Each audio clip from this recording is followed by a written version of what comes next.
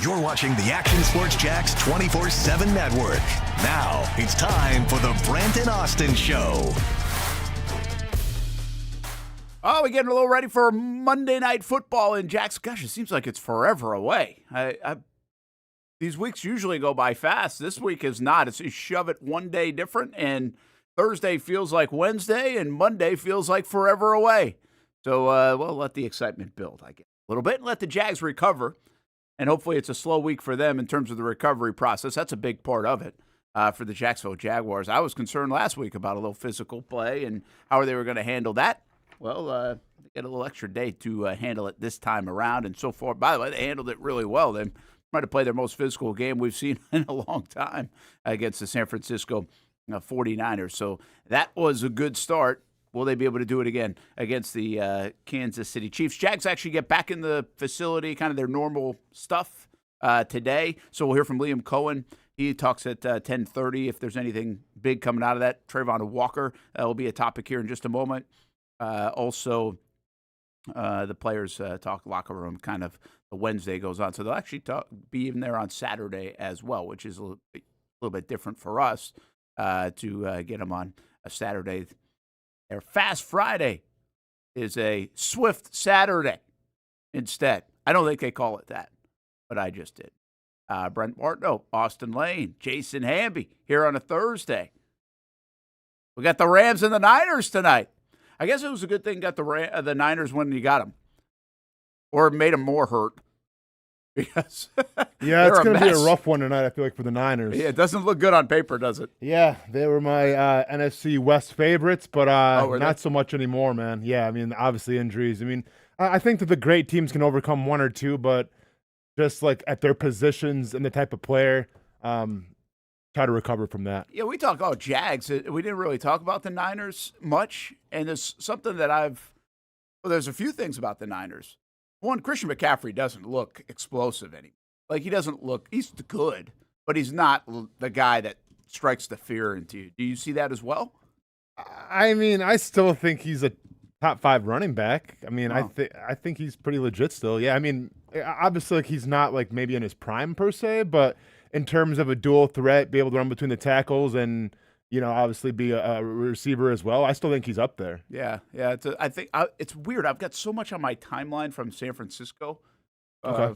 I think because of the Salah stuff. Okay. And so I see all this. I don't even know who they are. Like, some of them might be reporters. Some of them might just be people that are chiming in on them.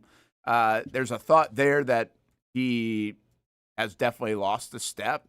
Now, is he still good? I think he's still good. I think he's dangerous. He's still they're part of their offense. But I mean, let me ask you this: who would you, if you're going to build a team right now with running backs, give me like 5 running backs that you'd build a team with right now? Oh, that's a good question. Gosh, the 2 guys that do come to mind, like the McCaffreys and the Henrys, are so much older. Gibbs is in there 100%. I'm going Gibbs. I'm going Taylor. Saquon. Yeah, Saquon. But I mean, Saquon's kind of. I mean, he's not having the year that he had last year. I know he's not, but I'm taking Saquon over both Derrick Henry and McCaffrey at this stage of their career, just in terms of what I'm buying. Well, I mean, I think if we're saying, like, you know, if Christian McCaffrey has fallen off, you can make the same argument for Saquon. Yeah, it just doesn't feel age-related and injury-related for Saquon. Maybe they're playing better defense. They're not opening it up on offense. You know, down the field, it doesn't seem like, to the receivers. Mm-hmm. But, I mean, and maybe you're right. James Cook's top 5 for me. Yeah, Cook's been really good. Yeah, but, I mean, he's more of a one-dimensional back. You know, like, I mean, he's an okay receiver. But, I mean, yeah, in terms of, like, leading the NFL in rushing, I'm sure he's up there. What about a sneaky one? I don't know any idea about his numbers. But I mean, I'm going Bijan. Oh, yeah, Bijan. Yep. What about Achane? Not top 5, no. No. I can't come with you on top 5. I mean, we just named a lot of backs. And by the way, we didn't name the guy that's one of the top backs in the league. It's ETN. The Jags have one. Yeah, for sure. And I'm not saying you build it around. I'm not going crazy here. But the bottom line is he's producing at a better level than a lot of those guys are right now. And with a passing game that hasn't even been there so far. So, yeah, it's a good question. Two other things about San Francisco that strike me. One, like, they got to figure out their off-season program or something because they're hurt all the time. And, you know, we did that here in Jacksonville, remember? All the soft tissue issues they had. And they actually did a study at that time, like on the turf and field and everything else. Like, they tried to really dive into what is going on. And I will say, to the credit around like Urban's time, when Urban, it feels like since Urban, knock on wood, they've had a lot less of that. They put a lot more emphasis on the training facility, what they brought in there. Even while they were doing the Miller Electric Center, they kind of redid the stadium stuff to bring everything into the facility instead of players going out to do their own thing. And that, since then, and I don't know if that was the actual marker of it, but it feels like it's been, knock on wood, better, because you were coming off like a Marone year in 2020, like 18 and maybe it was 19 too, but definitely 20, where they were hurt a bunch. Sure. And then the whole soft tissue thing goes back even before that. Like that was in like the mid 2010s that they were saying, "Oh, what are we doing? Like, why do we have so many of these kind of injuries?" Well, I don't know if San Francisco has to take a look at their method or if they're just older. Like, it feels like they've got a lot of older guys that get banged up quite a bit. Yeah, but see, I think, and once again, I mean, definitely you notice in San Francisco, people always want to say the Chargers had that problem. They're always cursed. But I think you're seeing more and more injuries now just because of the way training camp's handled. Like, if you look around the league right now, like, top NFL stars are either out for the year or, like, out for a couple weeks. You know, like CeeDee Lamb, Tyreek Hill just is out for the season. Neighbors is out for the season, and a non-contact injury. Like, Lamar Jackson is going to be out for a little bit of time. I think it's got to do more with how they handle training camp and maybe like loosening the reins a little bit and easing off. And then by the time it gets to the regular season, I feel like players aren't really acclimated. I think you see the same thing with NBA in terms of the, quote unquote load management and how they handle their off season. You see NBA guys when they hit the playoffs are, overworked and have these Achilles injuries and these knee injuries and everything. I think there's a correlation to it. I think there's a correlation to how you prepare your body in the off season or in training camp, and then how it goes then in the regular season. Yeah, that's interesting. And they got to do those kind of studies. We have had people around here like Doug and now even Liam, I think, that go pretty hard in camp relative to today's standards. Yeah. Which, again, are pretty loosened. All right, one other thing about that game last week. I know we've reached Thursday before we get back to it, but I think it's significant tonight because Brock Purdy isn't playing, and it might be the injury. I thought he was awful on Sunday. Like, I didn't. There's a big thing. Again, I'm seeing all this stuff in San Fran. There's this argument. Okay, is he the guy? Kind of like maybe a little bit of a Trevor conversation going on in San Fran. Sure. And this is isolated from a Trevor conversation. Okay, I'm going to say something about a quarterback that has nothing to do with Trevor Lawrence. So you can have whatever opinions. That was just one of the worst games I've seen from a quarterback throwing the ball. Like, everything was high. Yeah. Everything was sailing. There were a couple passes low, but everything seemed like it was sailing. I don't know if that was a balance of trying to not be on the toe, and trying to plant your foot or whatever it was. Maybe it was a little rust because he hadn't played in it. But did it seem like that from the TV copy that like every throw was up? Even the ones that were caught were really nice catches up high. Yeah, I mean, he did not look like himself. Now, whether that's a combination of he really had nobody to throw to and Ricky Pearsall went out and like who's their next wide receivers, whether that's the toe or a combination of everything, like, yeah, he did not look like a franchise quarterback. I mean, I'm going to give him the benefit of the doubt because I think he does have some numbers to back up a resume to say, like, this guy could be the franchise quarterback. And long after George Kittle and Christian McCaffrey are gone, like, can Brock Purdy still lead this team? I err on the side of I think he can. But, yeah, that Jaguars game was just that. I don't think that was him. And maybe, I mean, listen, I'm not an offensive-minded guy. I'm not a quarterback. But I got to think that if you're throwing a football, you got to use your feet, right? So that might have something to do with it. And the weirdest thing is he threw for 310 yards. Yeah, box score darlings, baby. Yeah. I mean, he threw for 135 more yards than Trevor did. Everybody loves to look at the box score. First of all, not a lot of people throw for 300 anymore, but you're playing catch-up the entire game. They don't run the football at all. I mean, and there was stuff out there. I'm not saying their offense stinks. I'm telling you he threw the football poorly. Like that's really what it was very noticeable, how bad he threw the football. Yeah, now, a couple of those balls were deflected on the interceptions. Yeah. But even the Devin Lloyd interception, the one I think was going to be picked either way. Or could have been picked either way. Yeah. I mean, that was a nice play by Devin. It was a great play by Devin. He kind of disguised that very well. Two of his bigger receptions or longer passes were those two floaters where guys were wide open on the sideline on that same drive. That's a good play. Everybody, chunk plays. Yeah. A receiver on a reverse throws that football complete. I didn't see a play where I was like, wow. That I really remembered. Like, hey, that's a heck of a throw or what a heck of a play by by Purdy. There are a bunch of reasons why. You're right. I mean, he's down to he doesn't have a lot to lean on receiver-wise, and he hadn't played, and he's injured. He's obviously injured enough where he's not playing tonight. It's not like he got knocked around last week. Yeah. So that thing must not have been ready. They brought him back too soon. No, for sure. Yeah. I mean, and that was their mistake. And now maybe they're going to pay for it down the road. But it is crazy how, and once again, I get it's just a box score, but it's crazy how you can obviously be banged up, be injured, not have anything to throw to, and you still somehow amass 300 yards. Because, like, watching that game, it didn't feel like 300 yards. No, but, look in the box score. It was really weird that when you looked up at that game, it was 300. Yeah. But they almost had 400 yards of offense. And turnovers, man.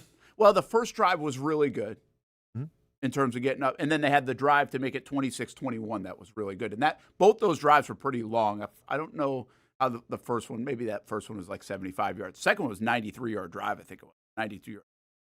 So they really had those two drives out of their total yardage that accounted for a bunch of it, I think. But yeah, they moved the ball. And listen, Shanahan's really good offensively. There's no doubt about it. I'm not knocking that. I just don't remember seeing you don't leave too many games, and even the Trevor games that we always talk about, that's what got me last couple of weeks. And I think Hamby was on my side here, that the Houston game, I did not think he threw the ball poorly. I thought Trevor threw the ball worse this game. Mm-hmm. But people are coming out of that Houston game where it's like, man, he's inaccurate. He's all over the place. Well, it was the long balls that I had an issue with. I think, you because there's two of them. Long balls, that, I think if you're an elite quarterback, if you're an accurate quarterback, you throw those two long balls. I mean, number one, could probably be touchdowns. Number two, your yardage goes up. Yeah. And also, we're not having the conversation. Yeah. So, I memean, do we expect every quarterback in the NFL to make those throws? Absolutely not. But I think, the top quarterbacks can. Yeah. And he's got to start hitting those. And I think he's a good long ball thrower, actually, Trevor. Like in his career, I think he likes to do it. Now, I will argue that one to De'Ami Brown that everybody talks about, he got interfered with. It might have been in the right spot. I'd love to go ask them and see where that one was, like where he threw that versus where he should throw it, or maybe it was going to be incomplete. Just to my eyes, I saw in real time, this is the Houston game I'm talking about. He got tugged. I couldn't believe it wasn't interference, or at least holding. But, yeah, it'd be nice. That's the problem if you go all the way back to last year, even against Houston, where he tried to take some shots and he missed. And that's where really Doug Peterson started to get a little annoyed in that game. The other thing is, even I would say, I don't know about annoyance. I don't know what the word is, frustrated maybe. Annoyance sounds a little more personal. Frustrated is maybe like, man, we got to hit some of these plays. As we do swing this to Trevor, he had you knew you only had a couple of chances to take shots against this defense because they keep everything in front of you. And the couple of chances that they had, they didn't hit on. He didn't see them, and he didn't go to them. Travis Hunter late in the half and Parker Washington where he threw it to Munt. So I think you are right about that. It would feel a lot better if, I think three things about the Jags passing offense. One, they'd eliminate some of these damn penalties. Two, they'd catch the ball at a more frequent rate, which they did on Sunday versus the first three games. And they would hit an explosive play or two, because that's really what's been missing. Even go back to the Carolina game where Horn makes that great play, and Travis Hunter could start his career with maybe a 75, 80-yard touchdown. If that gets over the top to Travis Hunter, he's got one guy to beat. Sure. That's really what feels like this offense is missing. The running game hasn't missed that, but the passing game is missing that big play where we saw earlier in the year against like even Cleveland, deep down the middle to Brian Thomas Jr. Beautiful throw, beautiful catch for 60-something yards. Really just haven't seen that yet. No, you really haven't seen it, and I think it's there, and then you're hoping, against Kansas City or hopefully soon you can hit those shots, because that opens everything up. You start hitting those long shots, that opens the run game up a little more, hits the underneath routes a little more. If you want to get, more confidence with Travis Hunter and like that slot, I mean, it makes everything a lot easier for you. Yeah, and Hamby's burner brings up a good point. I'll go back to back with him. The connection on the long ball is weird because that's always been where he's excelled. Yeah, I think you're right. Before going into this year, he led the league 2 years straight for passes completed more than 20 yards down the field. I didn't even know that stat, I guess, but I knew he was good in that area. And you almost have to reel Trevor in sometimes to take those shots. Yeah. Early in his career, he's gotten a lot better at reeling it in. But it's weird that over the last year, we have seen definitive moments where it feels like not just missing one. We saw Patrick Mahomes miss that open one in week 1 or 2, whatever that was. He's really missed a few. It's one thing to miss one in a game, but when you got guys that look open, potential big plays, or you're not seeing the play that could be a potential big play, I think there are 2 or 3 games that stick out in my head, and there are probably more on tape, of that. So it'd be nice if they find that, and I think that's one of the things about Monday night, really. I mean, in a perfect situation, the Jaguars find another way to win and go to 4-1.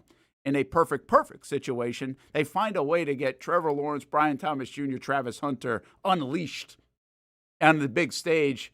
Now I get everybody talking about the Jags. No, I mean, this feels like it has to be the Travis Hunter breakout game, right? Like you saw what it did for Cam Scadaboo a few weeks ago. Like this is the opportunity. Monday Night Football at home in front of the world. Nothing else is, well, there's probably some baseball going on, but like besides that, nothing else is really going on. Like this is the opportunity for Travis Hunter. And I get like, I would much rather see a Jaguars win than make sure you showcase Travis Hunter, make sure he comes across looking good. But James Gladstone said it. It's sports entertainment. And what better way to get hype around your team, hype around your city than to showcase the guy that you sacrificed some draft capital for, that you said it was going to be, a game changer for your team. Yeah, I agree. Hey, we got a question before I forget about it. I think we've had this, but no problem. Ryan asked this on Twitter. ETN and Lloyd, who has earned a second contract? Well, I'll go first here real quick. I don't think you earn anything in 4 games. It's a 17-game season. So they are off to a very good start and playing very well. I wouldn't walk up to anyone's agent right now and give them a contract. That's not how it goes. They're going to have to continue to show. And specifically, really both guys for 2 different reasons. Lloyd hasn't done it. Like, he just hasn't done it in his career. ETN has shown it in his career, but he's a running back. And so when 5 years into a running back, seems a bit expendable considering the fact that Tootin is also here. So to answer the question, I would say Lloyd would be in the front row seat for a potential contract, franchise tag, keep him on board, because also that sooner or later you're going to pivot off Foye Oluokun, I would think, at some stage too. So it's a young linebacker you drafted in the first round. I know ETN you drafted in the first round as well. But you could see him if you think this is the ball he's going to play, I would think Lloyd would be first in line for me. Yeah, I mean, I think both make arguments. The running back position is a little more expendable, obviously, right? And you can always make up for that in the draft in later rounds if you need to replace a Travis Etienne. But I'm under the proponent that you don't replace or you don't let go of your best player on offense or defense. And Travis Etienne right now is your best player on offense. So I would, depending what the market looks like, I would seriously consider him. But if you're asking me if I have to pick between Devin Lloyd and Travis Etienne, I mean, to me, it's Devin Lloyd, and I get the argument as, well, we haven't seen a lot of this from him. This is kind of like a one-hit wonder so far. And my argument back would be, yeah, but has he really played in the right position to succeed? Has he been used to his best abilities to put him in positions to use his athleticism, his ability to rush the passer? I don't think so. So I lean towards Lloyd just because it's a position that, hey, it's a linebacker, right? If you have one of the best linebackers in the NFL, I mean, I feel like you got to take care of that more than Travis Etienne, but there's arguments to I think bring back both of them. Hamby, what do you think here? I don't feel like there's a chance that Etienne is back in 2026. Because it's kind of like foregone conclusion in my mind that they drafted running backs and everything else. It depends what Tootin does. Tootin. And I will say this, just a quick note on Tootin. I was thinking this, just looking back on the game and thinking of the kickoff return. Huge play in that game, by the way. That kickoff return that nobody talks about by Tootin to get across midfield, get a field goal, negate the San Fran field goal late in the half. Because the Jags actually had a chance there to really put the game away. They got the ball back with 3:26 to go. I remember writing it down in the press box. And it's like, hey, if you can go on a drive here, score a field goal or a touchdown, now you're up 17-3 or 17-3 or 21-3, and you're getting the ball coming out of the half. You got a chance to absolutely put the game on ice. Well, what happened is they didn't. San Fran scores a field goal, and then Tootin does this. So my point about Tootin is it feels like when he touches the ball, Hamby, things have happened. Yeah. Like good things have happened. So like I do have confidence in him. I just think we're going to see more of it as we go. And ETN has held him off, if you will, from getting the amount of reps. So Tootin's very good, but Well, ETN's very, very good right now. Yeah, Tootin's averaging 4.2 a carry, which is definitely not too shabby, especially 4 games into your NFL career. ETN 6.1, by the way. Yeah. Which is most of any NFL Which ball is crazy, carrier. too. That's not going to maintain. Right? Yeah, he is leading the league in yards per carry, and he's third in yards, only behind Jonathan Taylor and James Cook. So it's not indicative of what Tootin's not doing. It's just what ETN has done. Yeah. And ETN is earning money right now. That's very clear. He is earning money, and I think you play the odds. What's more likely to happen? A team outbids the Jags, what they're willing to pay, especially given the fact that they just drafted 2 running backs. I don't think they're going to be able to compete / want to compete in a market if there's a heavy market for him.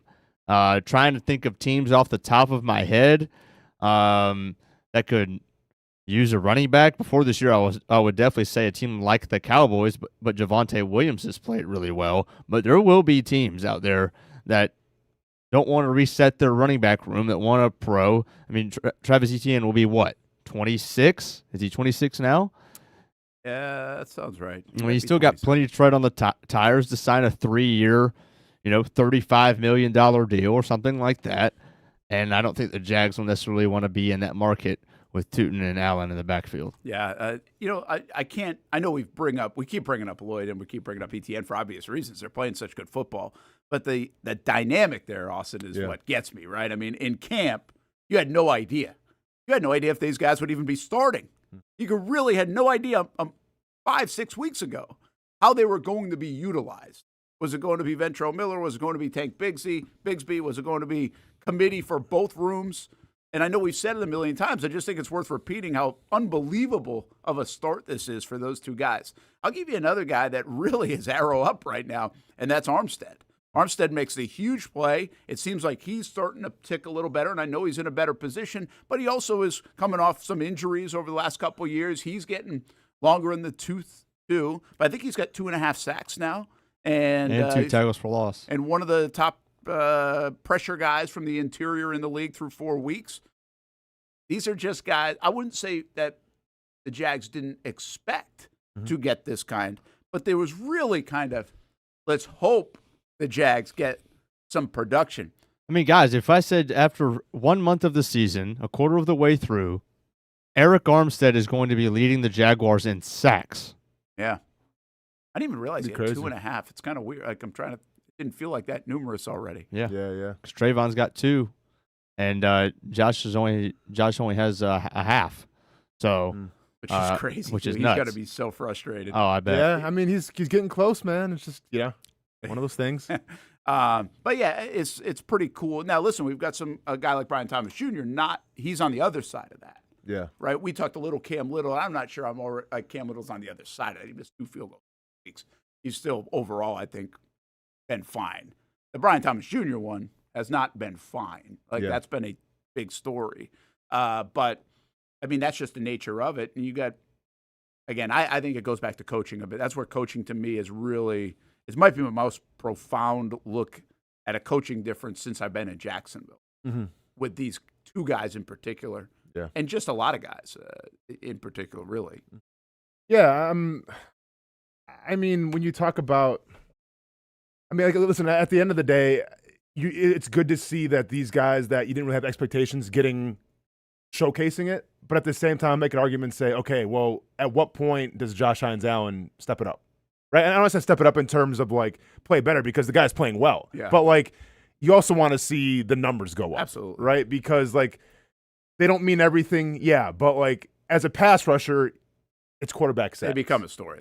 That's got to be right. So, we sit here and we sing the praises as we should about having the 2 best bookends maybe in the NFL. I mean, hopefully you think, because now we see the interiors playing their part. Yeah. Now the edge has to play their part as well. But once again, how much can you really say because you're creating the turnovers? Yeah, it's like So- it's like if you watch the game, a little bit of my Trevor conversation sometimes. If you just look at the numbers, his numbers are awful. Like his statistics are awful. Does that tell part of the story? I think so, but I don't think it tells the whole story. I don't think he's been nearly as bad as the numbers look, in my opinion. And I think Josh Hines Allen has been so much better than the numbers look. Yeah. I mean, he's literally forced 2 or 3 turnovers, and one of them was a game-clinching turnover with the interception against Houston. Yeah, Houston, right. So he made the play. So he won the game at the end of the game. Yeah, there's very few plays where you watch Josh Hines Allen do his thing and where it's like, ooh, that was, I mean, like Exactly. it's always consistently good. Like if we're talking like the plus and minus, grading system in an NFL locker room, I mean, that dude's probably like at 90%. Yeah, there's a cool 92%. moment. I don't know if you guys saw Sounds of the Game. I watched it last night, and there was a cool moment in the locker room after with Campanile and Josh Hines Allen. He races him. He just was like, he basically like, you're the man, and he's like, you were all over the place.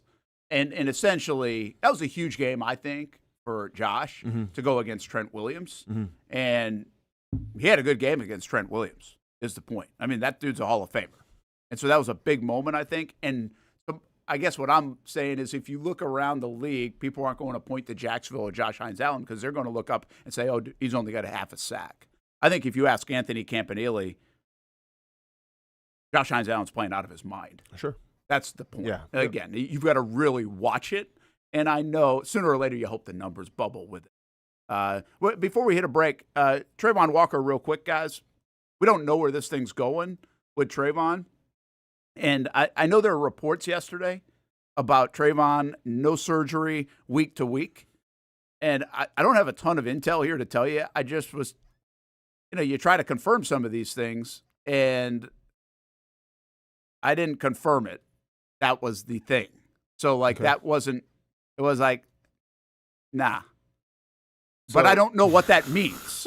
I don't know if that means we're going to find out today from Cohen that he's got surgery on the horizon, or if week to week is really day to day, or they already know he's out. I really don't know what it means. So we'll see what we'll see what Cohen says today, if he says anything. We'll see if Travon Walker's even at practice. But the report that was flying around yesterday it was twofold. There was no surgery, which felt like a good thing, and week to week, which I think week to week makes you think he's out this week coming up. Yeah, I mean, see, I heard, because I saw that, and I saw he doesn't need surgery. Okay, sigh of relief there. And then I saw week to week, and it's like, okay, he'll be on the injured list week to week. Meaning he still can play and everything depending how he feels. Yeah. Because, I mean, what I assume, if he doesn't get surgery and it's a wrist, I mean, he's got to club it up. Probably club it up, yeah. So when I heard week to week, it was more of pain tolerance and just how treatments are going, more than he's not going to be able to play against the Chiefs. Yeah, that's an interesting thought. When I heard, it's very nuanced. I get it, right? When I heard week to week, I was like, oh, there's probably a good chance he doesn't play on Monday, because otherwise you'd be like, from that report, you'd be like, there's a chance to play, but we'll see, So we'll see. It was just interesting when I kind of dug into it. It wasn't like, yeah. Because it's just weird though, right? Because if it's a wrist and you don't get surgery on it, then isn't it just more of a pain thing? I would think so too. I don't know. I really don't know. If it's a ligament thing, could that make a difference because you're grabbing, right? So if you but if he has a club on, you're not. I mean, I had to play with the club. They would club the whole thing. They wouldn't just cast the wrist, is what you're saying? Well, I think so. Yeah. I mean, when I but this is more in college, and this is when I had a thumb issue. I had a tendon and a ligament in my thumb that I had to get clubbed up my sophomore year, and it sucks. It doesn't, because you can't grab on anything. It's hard to play that position. It's hard to play like that, but at the same time, I mean, with his explosiveness, his size, and just strength, I think he'll be okay. Yeah. So you would rather, let's just say he can, it doesn't prohibit him from playing, in your opinion. It doesn't put him at the Jags at a disadvantage if he's got to club that up with that position. No, it's going to feel awkward to him, obviously, and he's going to have to get acclimated to it, but I don't think it puts him at a disadvantage. He still gets to use a lot of his traits that make him a great football player. Okay. It was interesting that he did go see a specialist and all of this, too, and he did that on Monday. We'll see what Liam Cohen says today. Jags have been pretty coy on the injury front. I'm not sure what they're going to say about this one, but I think the practice report could say it. And we'll see if there's some good news down the road. I do want to ask you a little bit about it when we come back. How are they doing on the depth? They definitely have more depth. they have enough over these next few weeks if Travon is in and out of the lineup or out of the lineup or however that goes down. What about the Shedeur Sanders thing? How interesting was that? Travis Hunter, can he break out? We'll talk a little bit about it. We'll do more of that. Baseball playoffs are pretty good right now. Why are we showing a Yankees logo? Let's go fishing coming up at 11:30 and laying down the law a little bit later on in the show. It's a Thursday Brent and Austen show. Action Sports Jax 24/7 network. Hope you're having a good week. Got to wait a little longer for some football. Coming up Monday night in Jacksonville at the Bank. Can't wait to see it in prime time as the Jags try to go to 4-1.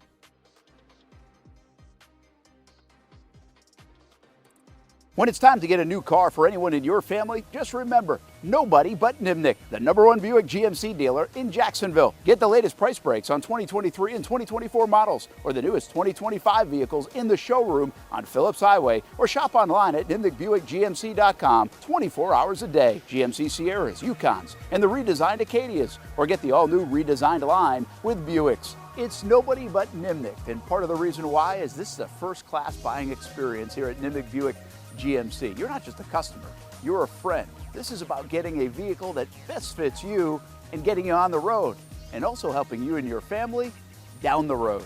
Nimnick has a treating you right guarantee, courtesy, respect, fairness. The most Buicks, GMCs, and Jacksonville's only Car Bravo dealer, nobody but Nimnick. Who has put in the most years and stands behind a better experience?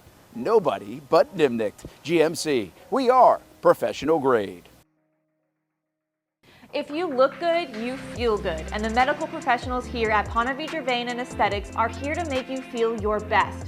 I'm on camera every week, and I have a confession to make. I'm not always confident in my appearance. Can you see my dark circles? Is my makeup highlighting my fine lines instead of covering them up? I question it all. So when I found out about the wide variety of procedures here at Ponte Vedra Vein and Aesthetics, I knew help was just one appointment away. Medical Director Dr. Megan Deacon-Casey and her board-certified physicians have been using the latest in cutting-edge technology for the last 10 years, giving men and women their personal confidence boost. From Botox, fillers, Morpheus 8, and so much more. The hardest part was figuring out what I needed. Thankfully, the medical team walked me through what would work best for me through a free consultation. Come look and feel your best with the team here at Ponte Vedra Vein and Aesthetics. Visit them at one of their 2 locations, either over in Ponte Vedra or on the south side. Baker's Sports. It's a hometown business filled with hometown people trying to make you feel right at home. Chris Conley, Jacksonville University. Walker Wright, class of 2018, West Nassau High School. Michael Young, Fletcher High School. Baker's Sports started in a grassroots way and now outfits much of the Southeast. Tony Mazzio, Sandwood High School, class of 2002.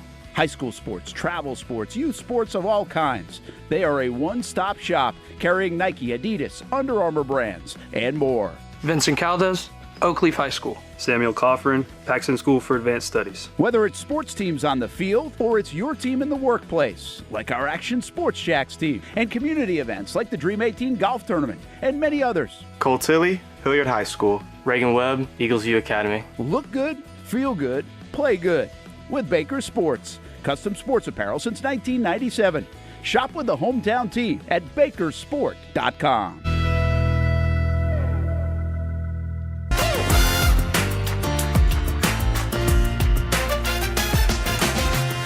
Empower a future, inspire a dream. It's a bold but simple mission for the Jacksonville Police Athletic League known as Jax PAL. Help the next generation of kids in Jacksonville shape a brighter future. Their after-school programs, teenage leadership programs. There's community outreach. It's been just an awesome opportunity to be out here with my colleagues and do something good for the community. It's really been an interesting opportunity to just see everybody work together in a way that we don't normally in the office. And there's sports.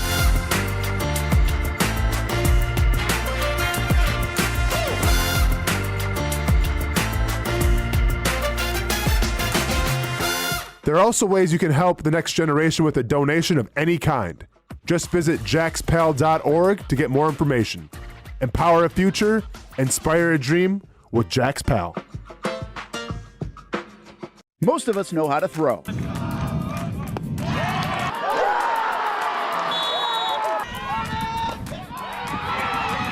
but you need to know what to throw. I'm not talking about footballs, baseballs, softballs. We're talking about those items you need to recycle. Republic Services explains it easy. Recycling simplified. 1. Know what to throw. When in doubt, throw it out. 2. Empty, clean, and dry those materials. It takes an extra minute, but it makes a big difference. And 3. Don't bag it. This makes the recycling process faster and more efficient. This is a look at the Republic Services North Florida Recycling Center. You can make this process even more efficient. By utilizing those 3 steps, Republic Services can help you become a better recycler in your home. Learn more at recyclingsimplified.com. Welcome back to the Brent and Austin Show, streaming on the Action Sports Jax 24/7 network. There's Travon Walker, and hey, one thing about Travon Walker, he is playing awesome. You know, he's been really good. We've debated who's better, Travon Walker, Josh Hines-Allen. So this is a big deal. I mean, I know the Jags are 3-1, but his health is a big deal, specifically with Mahomes coming up, and you can get after that offensive line. And then on the next week, of course, you got Seattle coming in, and that's been an offense that's been pretty good. And then you've got the Rams right after that, Matthew Stafford. So they need Travon Walker. We'll talk a little bit about their depth in a moment.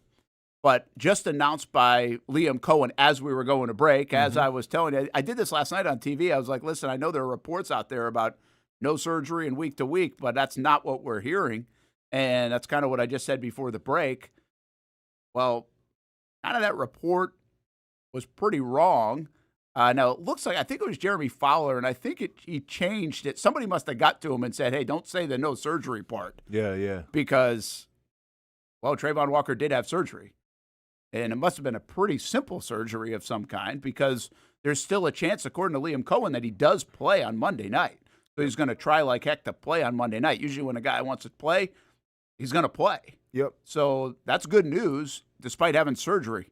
Yeah, and that's great news because, and we'll see if he does in fact play this Monday, but you know, he may have to club it up for the first couple weeks until that injury heals. But usually, like, if you have like a broken bone or like a torn ligament, players will club it up just to like maintain, like, it doesn't get hurt anymore, right? So you have to wear the club the entire season. But then if you have surgery, basically you're getting whatever's bothering you fixed, right? So now it's about just, you know, making sure like you keep it clubbed up until it heals. So that may be like 3, 4, 5 weeks, who knows? But the point is that, you know, when we're talking about week 12, week 13, he'll be back to normal, which will be very important. I don't know, and I don't want to make Travon into some Superman, but I don't remember a guy having surgery on anything and then playing the next week. Yeah, I mean, anytime you cut somebody open, man, I got to go in there and fix stuff around. Yeah, I mean, obviously, I think it was like microscopic, so very like low invasive and everything. But yeah, it's still super impressive. I'm still just so curious about what exactly it was. Yeah, because like you said, the risk can be a couple different things. Well, you just had like a knee thing. Like a lot of arthroscopic stuff can be done pretty quickly and heal. Oh yeah. Right. Mm-hmm. So I don't know. I think that's the word. I don't know which word is right, but again, wrist-wise, I never heard of that on a wrist versus a knee. Usually when you're talking about a wrist, you're talking about a broken bone or ligaments. Mm-hmm. I would think that's my doctor expertise when it comes to that part of the body. So I don't know what the hell you could have had surgery on. Maybe could it be a small broken bone? Maybe. No, because I feel like if that's the case, you're just gonna let it heal with a cast. And you're good to go. Yeah, so it's probably something more of a ligament thing, but I'm not an expert. We should get an expert on the show to tell us. Well, he wouldn't tell us. Okay.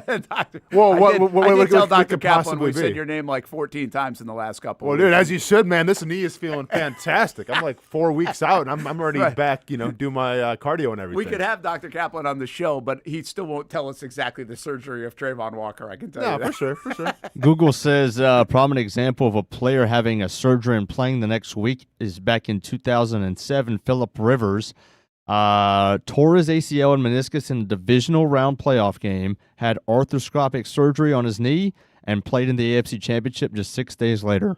Well, that dude can't move anyways. Oh, yeah, but that's still... Dang. No, but like I could...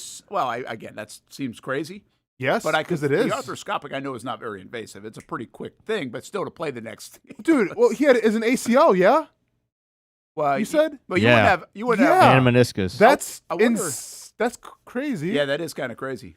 ACL, that's But again, that's the you one. can, like a lot of people have torn ACLs and can still move. It's a matter of if you're cutting and everything. There's not a whole lot of going on with Philip Rivers. I mean, yeah. Yeah, that's In true. fairness. Yeah, but you do still got to, like, Just walk totally backwards, rain on like- Philip Rivers' Yeah, full parade. Brent said, "Oh, it's only an ACL. I mean, it's not like a big deal." I coulda- 99.9% of stand in people there. are not playing in that Yeah, football game. you have to you go move around even an inch with the torn ACL. You just got repaired and see how you do. He could have seen his 11 kids for the first time in months and There we go. decided to play anyway. I agree with you. Like it's pretty good, but at the same time, like he literally is moving in like a 2-foot. I'm not doing. Hey, it. in 07, he I'm could not- still I'm not doing it. potentially get out of the pocket once or twice a game. I'm not gonna take away from Phil Rivers playing in a football game after a I week miss of Phil. ACL surgery. I'm not doing it, Brent. You're on your own on that one, man. You know the new Phil Rivers in terms of this is not new. He's been around too. Is Stafford? Stafford on the mic when they mic him up is Philip Rivers-esque. Oh, like talking smack and stuff. Yeah. Okay. And just like his reactions are great because he's so he doesn't feel that way. You got to really No, go yeah. inside the game and see one of those mic'd up segments to kind of see. He's always talked mess though, like in a in like a kind of friendly way. Yeah, he seems like a good dude, Mm-hmm. but he gets jacked up, and there's some funny stuff on the mic. And I wouldn't necessarily, from the outside looking in, say Philip Rivers or Stafford are going to give you that. Yeah. Other than if we saw those kind of sounds of the game type things Mm-hmm. and moments, and they're really good. Who you just said Philip Rivers had like 11 kids. Who was it the other day that came out as 14th kid? Did you see that? Was it Cromartie? No. It was. You didn't see that? Mm-mm. You can see the picture. 14th kid for I think it was a running back. Alexander. Oh, Sean Alexander, 14. Yeah. Dang. I mean, he's been retired for a while. He's had time on it. He's been retired for a All while. with his man. wife Valerie. It says. What are you doing? Give her the 14 Medal of Honor, man. kids. That's I mean, whoa. I think I'd rather spend my life in prison. Wow. I mean, nice. Oh my gosh. Nice, Brent. If Tyreek Hill stays in that hospital around those nurses much longer, he'll have that beat by next week. Do we That thing was pretty good, wasn't it? do we have ages on these kids? Like, is this like when he was playing in the NFL to retirement? Like, because I'm saying, like, what was it all in like one lump sum, or did he just spread this whole thing out for like decades? Yeah, I don't know. I saw a family photo, but I really didn't like look too hard at it. I was just like, what are we doing? I mean, start golfing or something. Man. Yeah, man. I mean, holy cow, 14 kids. I'm trying to figure out what you do with 14 kids. They raise each other at that point. Oh you don't even yeah, have to do you anything. just gotta set it and forget it. Yeah. I guess that's true. Like the Ronco oven, set it and forget How it. Man. expensive is that? I played in the NFL, you'll be all right. Yeah, we did do that. Mm-hmm. But yeah, not cheap. That A can't lot of be cheap. hand-me-downs. A lot of hand-me-downs. Do we have ages? No. I can't find it, but it does seem like he got started pretty early. Well, I would say there's a good pace to this. So He got Damn, married. he's- He got married in 02. I So got it's the- been 23 23 years. Dude, so I see a picture. This was back September 25th of, I don't know, could be a couple years ago. It looks like a family, like there's all ages here, by the way. I mean, there's teenagers, there's babies, there's middle schoolers. This looks like, and I feel like then one of his daughters might have a child as well. So that could be possible by now. yeah, I think. so it's like a giant family reunion. And if you find So that picture, the bring it oldest up. is 22 years old, which means like this is going to be one of those weird situations where the aunt or uncle, aunt, depending on how you say it, Yeah, might be yeah. might be younger than My like friend the had one of nephew. those. Yep. Yeah, I yeah. had one of those too. I knew someone that was like that. I was like, I can't compute that in my crazy. mind. That's really odd. He has 10 daughters too. Wow, that's a lot of weddings. 10 daughters. That's what I got for you. Yeah, right here. Wow, what a good-looking family. No, it's a great looking family, man. But man, It's a lot. It's a lot of headphones. It's a lot of everything. So this is 11. So there's been 3 new ones since this picture was taken. There's been 3 new ones since the picture was taken. That's awesome. That's a lot of headphones. Well, I mean, you got to keep the kids' ears, right? You know? He's got a sponsorship, probably. Yeah, that's a good point. He might have multiple. A sponsorship as in like an endorsement, or a sponsorship as in like someone has to talk to him to like help him out, like like Alcoholics Anonymous, where it's like, hey man, I need some advice because I have 10 daughters and whatever, 13 kids. Beautiful family. No, it's awesome. But you are right. Like you've got the ages spread out, where you probably once they get to like that's 2 a family years reunion. old, you don't have to do anything. That's a family reunion picture. Yeah, that's all generations. It says his career earnings in the NFL was $35 million. Not bad. Not bad because he played before like the boon of the dollars. Yeah. But he was still in the middle of a good payday too. It wasn't like it was 1980. I can't even comprehend it. I mean, good on him. Yeah, I can't either. But I I mean, you can't gotta add 3 more to comprehend that photo. That's nuts. But good for them. That's crazy. Good for them. Hey, graduated high school with Tracy McGrady's uncle. All right. I'm trying to figure that out. Tracy McGrady's uncle. Ryan is, I think, over at Palm Beach Autographs, and I don't know how old Ryan is, but he's not old. Okay. So I get what he's saying here. Because how old is Tracy McGrady now? Probably 40? I'll take the over. No, he's definitely older than 40. Gotta be, right? Let me see here. 46. 46. No, he's more my age. Yeah, that's it is odd when that stuff happens. Mm-hmm. Hey, so Travon Walker had wrist surgery at UGA. Oh, you mean back? Yeah, it's interesting you bring that up, William. He told us the other day, because we were asking Travon when we had him on Jags Report Live. I was asking him like, how many broken fingers have you had? Mm-hmm. Because the fingers just get obliterated, right, at your position, that defensive end position. Yeah, that's gross. But there we go. But I get it. Like you're grabbing all the time, and guys are running by you, and just pure physics. Mm-hmm. So I don't care how strong you are. Like that is going to do something. Well, and he's like, he was like, I got this finger and this finger. I've had 2 wrist stuff. Like he's like, but hey, better that than anything lower. True. And he was just like, yeah, I'll take that. Yep. So like, I don't think he'll be disappointed at this injury. No, he had wrist surgery. He had a wrist surgery in his freshman year at Georgia. Okay. And he played the next week. Did he really? It was his left wrist. I don't know how much he played. He wasn't like a starter at that point. But he played the next week. Wow. That's impressive. He might do it again. He's going to do it again. He might do it again. Just quick on this. Hopefully he does play, and hopefully he can play, and you don't feel anything on it. But you would lean on the depth a little bit more. How do you feel like their depth has been? Smoot, Agba. I feel like I've heard Smoot a lot more than Agba. Absolutely. And I don't know where you mix Gardeck in. He's primarily playing linebacker, but you can kind of put him in a role. Obviously, Lloyd and Gardeck also will get after the quarterback some too. Mm-hmm. How do you feel about if Travon plays less plays, right? Or you have to make up for some of it, what they have now, obviously better than the last couple of years. No, I mean, I feel comfortable, right? Because especially I think in the run game as well, I think Smoot can be pretty dependable playing on that edge. So, and then Gardeck, if you're in a pass rush situation, you can pin the ears back a little bit and throw some games their way. I just feel like Gardeck rushes relentless and will do his part. So it's not the worst thing.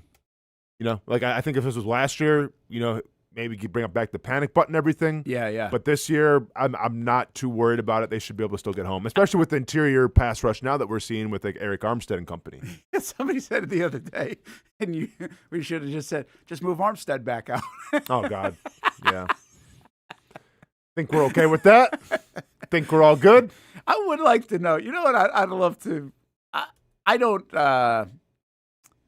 This isn't a wish ill will. I hope everything's good. I hope they're on the Disney rides and It's a Small World and everything else. But what the hell is Ryan Nielsen thinking watching the Jaguars play this year so far? Holy cow. I'd pay a lot of money. To just watch a game with him. Yeah. Like it's pretty wild, right? You got to feel so bad about yourself. This first time DC is coming in, and literally all these players that you got worse, they were worse with Nielsen. Now they're playing at all pro levels through 4 games. I get it. But You went from the worst defense in the league to right now a top 3 defense in the league through 4 games with pretty much the exact same roster. Yeah, close to it. Well, you got those some guys have free really agents helped and out. stuff, I but mean, obviously even bringing in Smoot, and that's not Nielsen's fault, but also, I mean, Jordan Lewis has been outstanding. Lewis And Murray's Eric been Murray's good. been good. So I guess here's my secondary question. I just think the other thing about it when you're talking about Nielsen is you just look at these guys. Like, you added 20 pounds, 15 pounds, 10 pounds, 12 pounds, whatever, how much weight you put on these guys. And it's just totally bad plan. Like, we all make bad decisions. Anybody who makes decisions make a bad decision. But it's like when your whole plan, like, really is like, what was that? Yeah, it's just it's wild because, and we've talked about this before, but when he burst on the scene and he gave the press conference, I was the first one to say he's going to be a coach one day because he's got the right attitude. He has the right mindset to be a defensive coordinator, going to set up his guys to be successful. And it was anything but the truth, because instead of letting guys just be comfortable of who they are, instead of letting, Josh Allen, who weighed a certain weight that had 17 and a half sacks, you go, yeah, that 17 and a half sacks is cool and everything, but you know what else is cool? Putting on like 15 pounds of muscle just for the hell of it. I think that, he sold the Jaguars a bill of goods that wasn't good, and it was snake oil, and I think ego got in the way a little bit, and it was, his way or the highway, and obviously it became the highway. Simple as that. So do you think wherever Nielsen is for the rest of his career, he will change and say, maybe let's not put 15 pounds on each guy? Just because, Yeah, listen. You think he'll still do it? Yeah, no, because you don't last in the NFL or in coaching in general if you don't change. So you think he will change and he won't make Yeah. I mean, if he wants to have a career, any sort of career, right? Like, if you want to make the same mistake again and be like, okay, yeah, these guys look pretty good last year. You know what? Let's put some weight. Like, if you want to play that game again and it goes to hell, then guess what? You may be out of a job. Like, I get it. It's the NFL or it's even if college or whatever. Like, it's all about who you know. So as long as, like, you've been in the landscape for a while, you're always going to have a gig, right? And I've said this before on the show. True. Sometimes the best candidates to be head coaches or defensive coordinators never get a shot because they don't know the right people. Yeah. And sometimes the crappiest coaches, whether it's coordinators, position coaches, get a gig because of who they know. So I think Ryan Nielsen knows enough people to get another gig someplace in a pretty high-profile role. The question is did you learn from your mistakes? And then that'll be the telling sign. Well, and the other question is, does anybody give him the keys to the car as a defensive coordinator again? Because this one might harm that. I mean, if you're coaching the D-line or something, you're not going to go change the whole dynamic of a defense. If you're the defense coordinator, you're going to change the whole dynamic. So this actually might cost him the opportunity to do that. I was thinking this, guys, the other day, and don't chuckle as I bring it up, but then there's another guy that's watching this and is probably like, Mr. Venmo? I was right. Our coaches kind of sucked. Mr. Venmo? I mean, seriously, on Bulky right now, well, here's the deal. Oh, my People killed him for Brenton Strange. They killed him for Devin Lloyd. They killed him for, I don't know, like a Walker Little. Anton Harrison, people questioned him about. Give me some more. I mean, ETN. Travon Walker. ETN, but ETN had done well with other people too. Travon Walker won. I don't know if they killed him for Travon Walker. I just think it was a. Well, I think everybody wanted Hutchins. I mean, even signing Armstead. Armstead right now, good.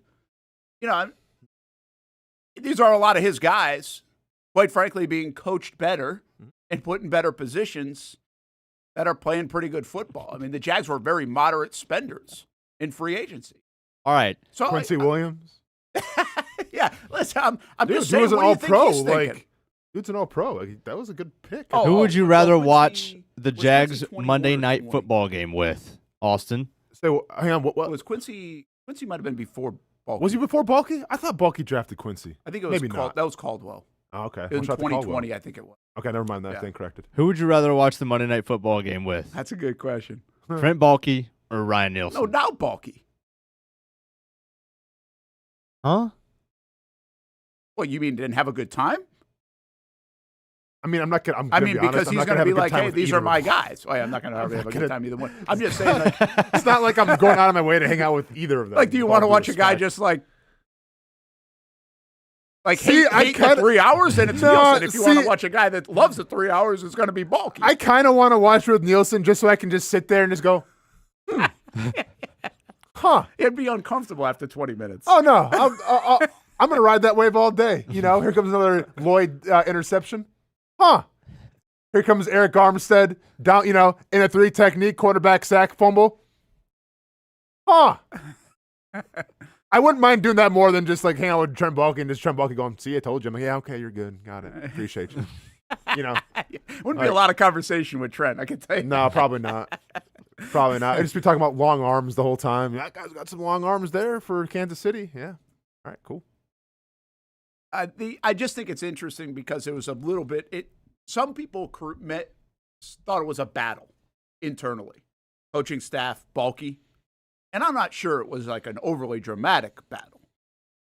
But I would say if I'm sitting in Minnesota right now, wherever Trent Baalke is, I'm certainly feeling pretty good about some of the personnel I had and our coaching staff not getting the best out of it. But here, I guess the real question is if Trent Baalke was here, would you get half of the dividends that you got from James Gladstone with the free agents? Oh, listen.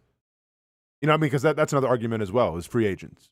No, Draft picks this are is one. not an argument to bring Baalke. Oh, Baalke no, shouldn't have got fired. no, I'm not. I'm not even making that argument. I'm just saying, like, one side of the coin is, yeah, you look at these draft picks right now for Trent Baalke that are producing, and tip of the hat to him. Yeah. But the other side is, okay, well, would you have gotten Murray? Would you have gotten Jordan Lewis? Would you have gotten Gardeck? Like, no, probably are not. those Trent Baalke guys, No. right? So it's kind of playing both sides, what I'm getting Totally get it. I think this is an underrated storyline as well. It's not the day probably to go through it. We'll see probably the bye week of what the Jags have done, even Gladstone has done, because I think there are a lot of wins. Now, the obvious one that's got everybody talking is Travis Hunter, and that hasn't been unbelievable. But there are a lot of wins outside of Travis Hunter production right now, which are getting a little bit shoved under the table because of the headline of, okay, why isn't Travis Hunter scoring 5 times a game and have 2 picks yet, right? So, but I do think the underrated part of the whole offseason in terms of what these guys have told us, specifically Cohen and his staff, they basically went out and got people they hated playing against. And Gardeck was one of those guys that they just hated playing against. He could ruin a game. And he doesn't garner that kind of money, that kind of fame, that kind of name recognition. But from a coaching standpoint, that would certainly be the case. Jordan Lewis, another one, hated playing against him.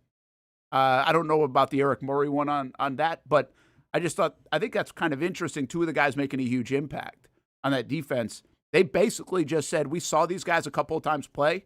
We prepared for them. We saw them on Sundays up close and personal. I want that guy on my squad, which is pretty cool and makes sense. Of course. But at the time, I was like, all right, well, this is a little odd because, 2 games doesn't make everything, right? You might have just had a really good game. Yeah. Well, and I think for instance, with Gardeck, like if you throw on the film, I'm sure the numbers kind of speak for themselves. Dude, Like he's got some season. good numbers, but obviously the knee injury was the big question mark. So you're almost taking a little bit of a leap of faith, if you will, to say, okay, hopefully this knee heals properly when he comes back. He can produce for you. Absolutely. Hey, let's get a little more Travis Hunter when we come back. Some other thing. I may even look, and I don't have to do this with the Travon Walker thing. If he was going to be out for a few weeks, I think this conversation would be different. But approaching over the next month is a trade deadline. We kind of wondered, let's be honest with ourselves, if the Jacksonville Jaguars were going to do anything at the trade deadline, it could be give some people away as we get to late October, early November. Maybe an ETN, maybe a Devin Lloyd. Well, that ain't happening. Could the Jags be buyers at all? Because that's the other thing. When you have a good thing going and you feel pretty good, we'll see where they're at 7 games, but they feel like contenders in the AFC South and for a wild card at the least. Do you go make yourself even better in a spot? Are they already thinking of that? I got to believe they are. They've got some cap space to be able to do it. They've got a hell of a lot of draft capital to be able to do it with 13 picks. Could the Jags make a move? And there are some big names out there. They'd be like, ooh, this could make you even better. I start to think about that as we enter the month of October. We'll talk about that. And then some. What else did Liam Cohen say? We'll have that for you on the other side. The Brent and Austen Show, Action Sports Jax 24/7 Network. Don't forget, Monday night, we'll see you down there. Of course, it'll be a big party And we hear tickets are going well. We hear should be, I don't know if we say sold out, standing room only, packed. Just hope there's a lot of teal and you didn't sell them to Chiefs fans. There you go. But you never know. But the Chiefs, the one thing about the Chiefs fan has come here now a little bit. It's not like it's the first time in 8 years you're getting to see Kansas City play. Yeah. But there are also a lot more Chiefs fans than there used to be. Well, right? Yeah. That's what happens when you win Super Bowls. That's People want to true. get on the bandwagon. And Taylor Swift, too, as well. Hey, love the new GMC Sierra 2024 Elevation. And you can get one or anything like it at GMC, Nimnicht Buick GMC, that is, off Phillips Highway. Check them out at NimnichtBuickGMC.com as well. Nobody but Nimnicht will bring it together for a better buying experience for you. Jacksonville's only Car Bravo dealer. Nobody but Nimnicht, NimnichtBuickGMC.com, or right on Phillips Highway, 7 days a week in the showroom.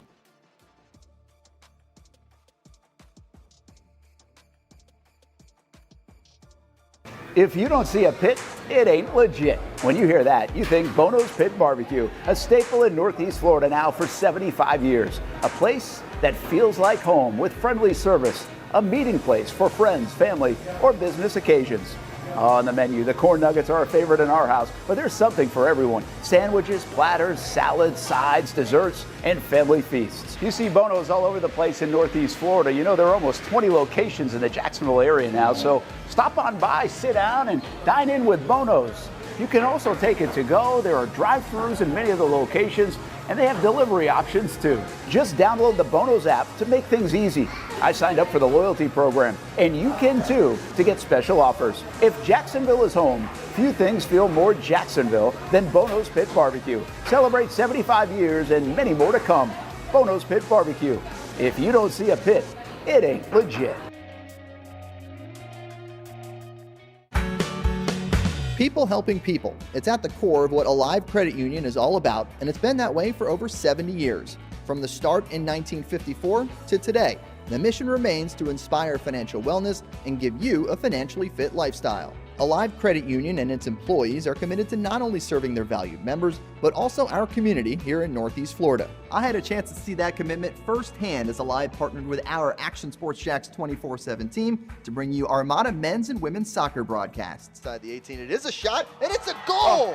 Chloe Chivers! And that connection to the community continues with Alive Credit Union's support of the Police Athletic League of Jacksonville. Alive Credit Union's commitment to our community also involves serving the financial needs of all first responders through the recent merger partnership with City and Police Federal Credit Union. Join the community and become a member of Alive Credit Union today. Find out the many ways you can be inspired in financial wellness at alivecu.coop.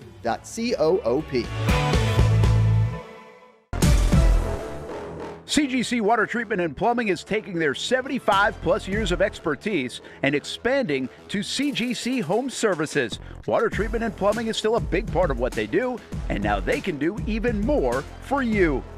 Home services like kitchen and bathroom remodeling, showers, sinks, faucets, toilet repair, backflow testing, and the list keeps going. Find all they can do at cgchomeservices.com or give them a call, 904-298-7052. It's a new look and a new name with the same expertise. They've been serving homes like yours since 1946. CGC Home Services, right here in Jacksonville off St. John's Bluff Road, 904-298-7052. And visit cgchomeservices.com. Florida license number CFC 1432579. For the game day hustle and every day in between. Juggling my show, Jag Social, to going under the Friday night lights and a social life, it's a daily tournament. But this ride, MVP status. The all-new 2024 Lincoln Nautilus isn't just my car, it's my personal locker room, office on the go, and VIP lounge on wheels. Let's talk tech. My profile remembers everything from customizing my dash display to setting the ambient lighting and my signature scent. And wireless charging, essential for live tweeting scores. Whether I'm packing for a beach day with friends or heading to the gym, there's space for every passion. After dominating all day, this becomes my recovery zone. The massage feature is like having a personal PT on call. Life's a non-stop game, but with this ride, I'm always on my A game. The 2024 Lincoln Nautilus. Drive your passion.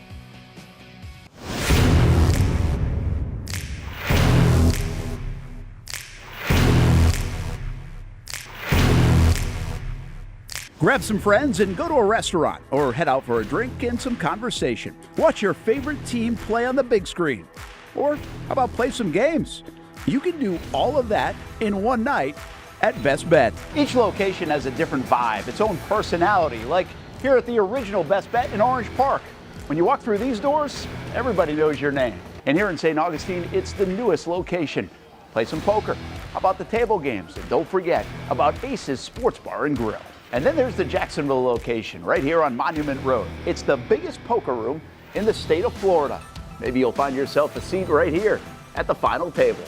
Best Bet, where you can have the best of times. And that makes you always go home a winner. Try any of the 3 locations, and you can always visit bestbetjacks.com.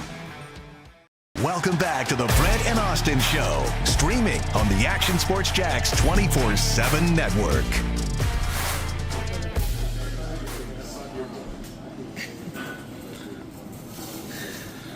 Vocally, anything to say? I guess one more. What do you think you have to show? Show to the coaches just to have that belief in you that you can be ready. What can you say? How much has Joe been important to both you and Dylan in terms of your guys' development to this point?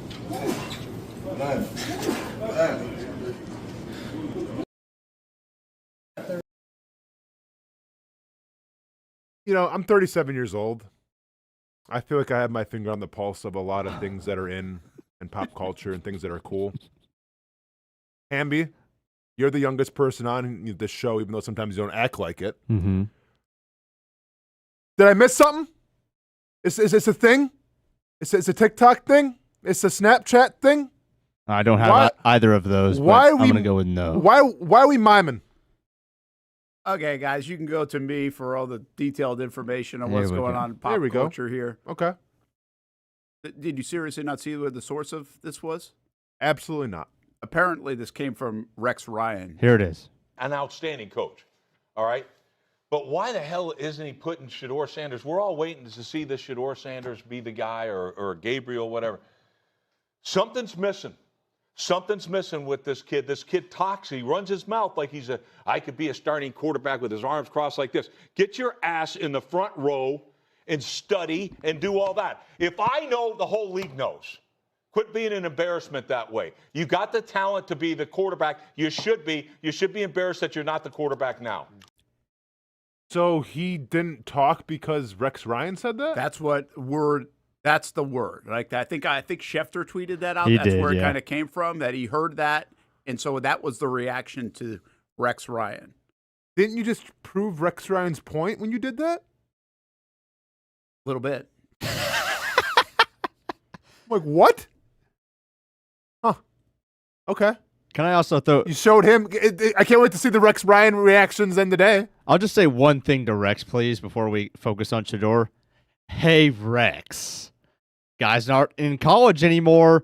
There's not a front row. When there's meetings in the quarterback room, there are no rows. It's pretty much a round table and everybody sits at the same level. This is not freshman year of college where you're commanded to throw on a polo shirt and sit on the front row for your JUCO team.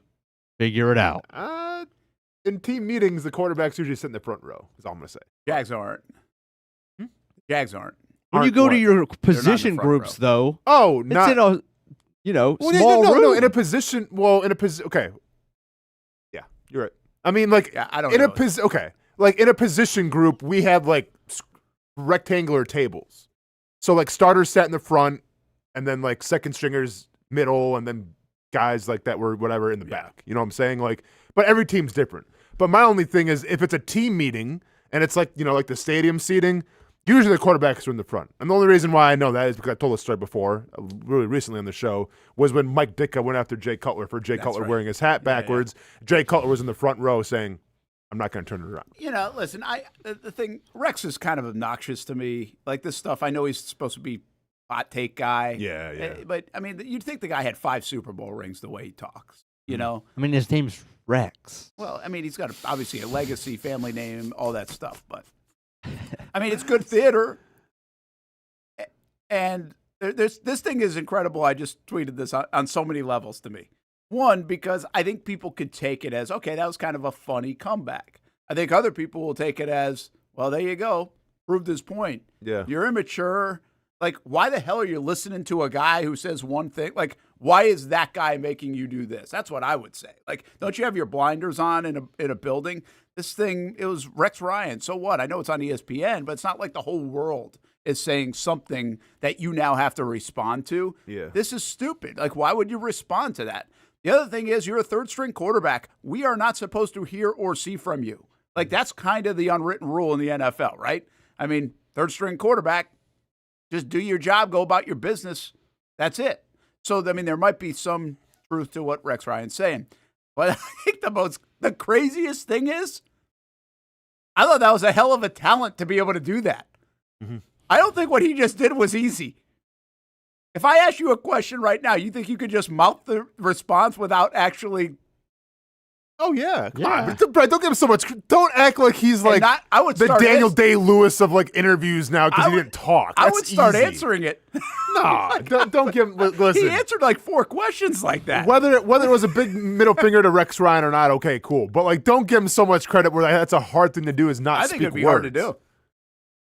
I mean, Austen. Let's okay. Should we try it out? Yeah. Okay, let's go. Ask me a question.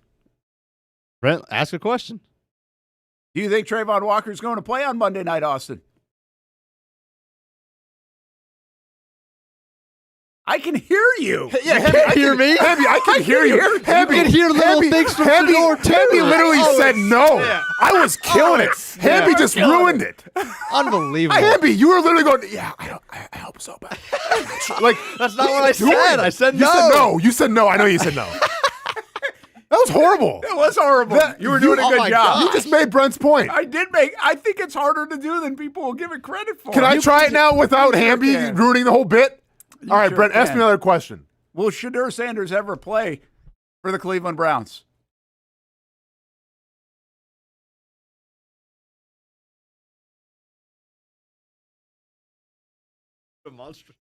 Well, I'm trying to get the point across. That's good. Yeah. Maybe another team will pick him up, but not the Cleveland Browns. That's what I was getting at.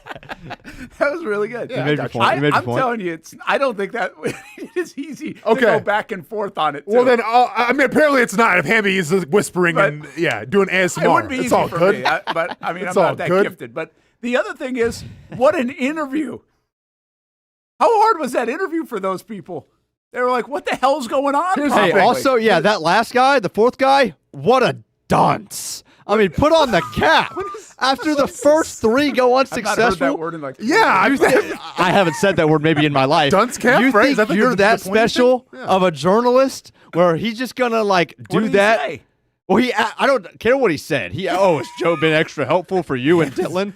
Like, bro, he just did that for 4 straight questions. You think you're special where you're the 5th one? And, he's just all of a sudden going to flip the switch and answer yours because you work at I don't know. Like, bro, fool me once, fool me twice. How about 4 times and I'm still asking a football question about Flacco? Give me a break. Is this really Hamby or is this like a distant relative with a mustache? Like maybe this is like evil Hamby or something. That was crazy. He just pulled out the dunce card. I mean, am I wrong? What is he thinking? He's not going to answer your freaking question. Yeah, I do think at some point you give up on the interview, right? But here's what I want to ask you, Brent. Like, at what point would you just be like, okay, this is done? Like, would you have tried to? By that point, I'm done. Yeah, you're just like, okay, this is. Would you say it's something or not to him? Like Sheduer? Would you be like, hey, man, we're trying to do our jobs here? Because like that's what would piss me off. Yeah, I think so. I think first of all, it's a big story in Cleveland, and I mean, what are you going to say? I mean, I can be mad about it all I want. I'd probably be rolling my eyes and say something, but I think a lot of people in the media would. You don't have a camera on them. They might have been rolling their eyes at what was going on. But you also, I think, at some point, and I kind of get what they were doing. They're like, okay, this is funny for a second, maybe, or maybe you start to pick up on what he's doing. 2 questions in, and then you're thinking eventually he's going to actually answer the question. He actually went the whole thing without doing it. He didn't answer anything. Yeah, he stuck to his guns. Well, and it's wild. You're right, but it's crazy too because I feel like we celebrated Marshawn Lynch for doing this exact same thing because his words got twisted sometimes. So then all of a sudden it was like, you know why I'm here and all that stuff. And we celebrated that. You made T-shirts of that. There's just maybe one big difference. Okay. He played. Marshawn Lynch was good, and he played. And he likes Skittles. He likes Skittles too. But how is that? I mean, what's the difference though? So like, Sheduer's done nothing in the NFL. Okay, so then number one, why are you interviewing him? Well, so I agree. I mean, he's going to get headlines. He's going to get clicks. He's good for he's the only third string quarterback in the NFL that you kind of see why they're interviewing him. Yeah, it's the same reason that Deion is still on every podcast and is talking about everything but Colorado. For sure, he's a college coach who does more interviews than anybody I know nationally, and literally talks about Colorado 20% of the time. Okay, for good reason. If we had Deion Sanders on I agree. right now, what would we be asking I agree. about, It's good reason. That's why I'm saying I understand why the third string quarterback's getting interviewed, but there's a big difference between Marshawn Lynch had a decade of equity built up where he was the best player at his position but what in does the that National matter? Football League. What does playing ability matter in a locker room if you're getting interviewed? It's got nothing to do with the credentials. He's getting the same amount of camera time as Shedeur Sanders. Not because Shedeur Sanders is obviously a good football player that's killing on the field, because people want to hear from Shedeur Sanders. People want to hear from Marshawn Lynch. So, I guess I got to check myself a little bit and not be hypocritical because I celebrate the Marshawn Lynch stuff, right? Because Marshawn Lynch didn't want to get his words twisted. Shedeur Sanders, I feel like, is doing the exact same thing where somebody said something, Rex Ryan this being this case, and he doesn't want to get, his words twisted. So while I think it's dumb to try to play into the narrative of, hey, this one guy on ESPN said something about me, so let me go on and put this whole charade and make other people's lives around me a lot harder that are trying to interview me. But at the same time, where if I celebrate Marshawn Lynch, I guess I got to celebrate Shedeur Sanders as well. The thing, I remember the Marshawn Lynch thing too, and I don't mind the bit. Biscuits and gravy. I think after a bit, it's like, all right, can we get back to real life? Yeah. And Marshawn Lynch's, to me, even went forever. Oh yeah, I mean that'd still be the case. Biscuits and gravy. So that was his thing. And again, if you're winning, you can celebrate. I think players at the time were celebrating. It's a little bit of different time at the Marshawn Lynch time in the media too, because you'd never really seen it before. It seemed like you hadn't seen it, and also social media was in its infancy, and so people are like, "Yeah, go get him, player." I don't think people have rallied around Sanders like that. And that's where I believe the Marshawn Lynch one's different, and Hamby's a little bit right, where there are credentials, there's equity. People like Marshawn Lynch as a teammate, as a player, their fantasy football team, whatever. There's no love for Sanders built up. He's not helping my fantasy football team. He's not helping me win bets. Teammates don't even know who he is. The league doesn't know who he is. So doing this as a young player, if Marshawn Lynch had done that when he first walked in the league, I'm not sure it played off as well. And in the time and place might be a totally different thing anyway. Yeah. Because now, quite frankly, you've got a lot of those players that were in the league at that time and probably celebrated it, now in the media. Yeah. And are like, well, this is bull. Because they've kind of twisted a little bit, now part of their new job. So there are differerences, I guess, to this. You wouldn't be hypocritical, I think, to say I celebrated the Marshawn one and don't celebrate this one. Sure, but I do think if this would have happened to Marshawn in college, he still had done the same thing. Because look at all the hijinks that Marshawn Lynch did in college. When he won the game for Cal, he's driving around in the golf cart, right? How many coaches are going to see that and be like, oh, I want this guy on my team, right? I think it's just Marshawn being Marshawn, right? And maybe this is just Sheduer being Sheduer. Be like Jameis. Yeah, exactly. Give up a little of a Jameis vibe. If Jameis does this in the locker room in New York, it's laughed at. Of course. But Sanders he's not playing. Jameis is a third-string quarterback right now. No, that's what I'm saying. And Even we're as a seeing this on the guy. sidelines and everything. We're all celebrating. It's all about expectations as well. It's to some degree you expected it from Marshawn and you wanted it. That's a you good point. expected it and you were like going to him to see what crazy thing you were going to do. Jameis is the same thing. You know you're going to get a weird, You weren't expecting this from Shedeur Sanders, whose dad is Deion Sanders, who got his jersey retired because he could put up mediocre numbers, who had his own draft party with rappers and everything that streamed on Twitch for the whole entirety of it instead of going to New York? No. You didn't expect this from Shedeur Sanders? Not a mime set. Yeah, I don't know. I don't know what to expect from Shedeur. I don't know if we know him all that well. We know Deion. We know the situation. I don't know if we know Shedeur. I just think that a guy who seems to revel in, the hijinks, revel in the me. I'm not surprised that he put out an interview where somebody's, that's who he is. I shouldn't say I'm surprising. I'm not sure I expected anything from him in this kind of. It's a serious situation in Cleveland too, and that's the other thing. Again, are you going to be the backup quarterback or not? And there's a lot of immaturity here. And there was a lot of immaturity around draft time, right? I mean, I think people have not sided so much with Shedeur Sanders. One, because it's a polarizing name, but two, because it felt like tried to play the victim card a lot during that whole process, right? And people don't usually side with that. It's a weird story. Speaking of Deion, and you mentioned the Colorado, he actually continues to talk about Travis Hunter because every interview he does, he talks about Travis Hunter. And I feel like there's a little bit of an uprising, if you will, here in Jacksonville. Like anybody who mentions, I saw Bill Simmons do something, and whoever he's with on The Ringer, do something on Travis Hunter. I've never seen Bill Simmons talk about the Jags ever in my life. He's talking about them like 3 times in a month. That'll tell you about Travis Hunter and Trevor Lawrence and Liam Cohen and what this regime has captured people's attention a bit. But in Jacksonville, I think people are kind of annoyed by the fact that everybody is bringing up Travis Hunter's lack of productivity in the first month of the year. Yeah. I feel like the fan base is feeling that way. And I'm not so sure, I agree with that part of it. What we know is they're 3-1, and that's hidden a storyline that would be absolutely massive if you were 1-3. And that is you're getting not a lot of impact out of your second overall pick in the draft. You sometimes are using him on defense and sometimes not. There have been 2 games where you've used him 35-plus snaps. There have been 2 games you used him single-digit snaps on defense. Yeah. Why aren't you getting him the ball more while everybody else is dropping footballs and all those kind of things? So these are not unreasonable questions. Now, I don't give a damn about your fantasy team. I could care less if you picked them in the 3rd round, 5th round. I know people are taking that. But the reality is, when you're the 2nd overall pick, there's an expectation that comes with that. And production-wise, I think it's fair to say, while doesn't seem to be a problem in Jacksonville, it's certainly been underperforming to the expectation of the first month of the season in Travis Hunter's career of just from a splash play here or there. I mean, we celebrated the 28-yard catch, and quite frankly, that's all we really have right now. So, obviously, I've been out of the country for a little bit. Has it been addressed why they took him out the second half on defense? Did Liam Cohen come out and say what the plan was there?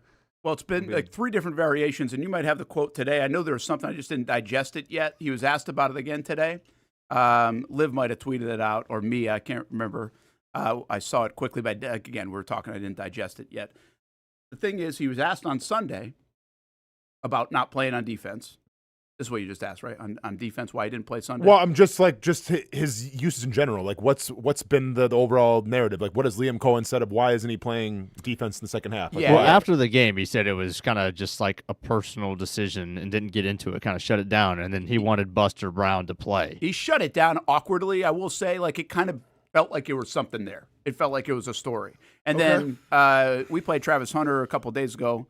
I think it was on Tuesday, and Ryan O'Halloran had asked him about, hey, were you surprised? And Travis took the high road. He didn't say anything that was going to grab headlines. And then I think it was Monday after the game or whatever, Cohen went into a little bit more detail. Okay. Hey, we might have got impatient. So the whole thought process is there was a 3rd down play. He gave up the play to Pearsall. Yes. And allows the 1st down, and he doesn't play after that, essentially. And so it seems like he kind of got benched. Okay. Now, the Jags have couched that a little bit with, hey, we wanted to get Buster Brown in the game. Also, we might have been impatient and kind of overreacted to the one play we didn't love. I don't even know exactly what they didn't love about that, but they didn't love it. Yeah, Casey said that once Pearsall caught the ball, it looked like Hunter didn't give full effort to make the tackle. To go tackle. Okay, so a little bit of a loaf then. Yeah, Okay. and which we haven't seen out of him. He's doing a lot of the dirty work so far, blocking and other things, tackling. And then today, do you have it yet? Yeah, Mia says that Cohen said it was a decision we all made together. Wanted to give some guys some opportunities given what we felt their game plan was going to be, and then it ended up being more of a passing game. Said his snap count this week will be determined, quote, as we go. Okay. So I think it's all over the place. Yeah. That's some buzzwordy. And then listen, okay, so you're 3-1. So this is all secondary. It's all good. Right? It's all good. 3-1, celebrate. Now, the other side of it. From the national standpoint, and I've said this before and I'll say it again. From the national standpoint of Travis Hunter, people love to talk about things of how you should use somebody, which we've never seen before of how you should use them. Right? Yeah. We've never seen a guy like Travis Hunter before. So we really have no idea how to use him. We have no idea what percentage to play on offense, what percentage to play on defense. Like, nobody knows. But people want to make their speculations. People want to say, I'll play one side of the ball. You're doing them a disservice. You're doing the team a disservice. Enjoy the ride, national media. Okay? Like, he's a big name. Let's wait and see how this plays out. It's his first year in the NFL. He's playing two positions. Not easy to do. Let's see how it pans out. Liam Cohen and company. You can do a better job in this whole situation by just being transparent. Like, we've praised this coaching staff so much about how transparent they are of everything. They're teaching us the game, right? If you have a question about a play, Liam Cohen will break it down. You got a question about why Trevor Lawrence threw this ball, he'll break it down. But then when it comes to your rookie wide receiver / cornerback that you invested so much to get, we have no idea what's going on with it. Yeah. And we're going to question it because, once again, we don't know what it's supposed to look like. So if I'm a former player and I say, okay, I mean, obviously you guys gave a lot of capital to get him. You had a GM come out and say he's going to change the game. Well, where is it? And why isn't it happening? Yeah, that's where I disagree a little bit with the fan base. I don't necessarily – listen, if it's your fantasy team you're upset about, I don't give a damn, as I said. But I think the conversation could be a real conversation.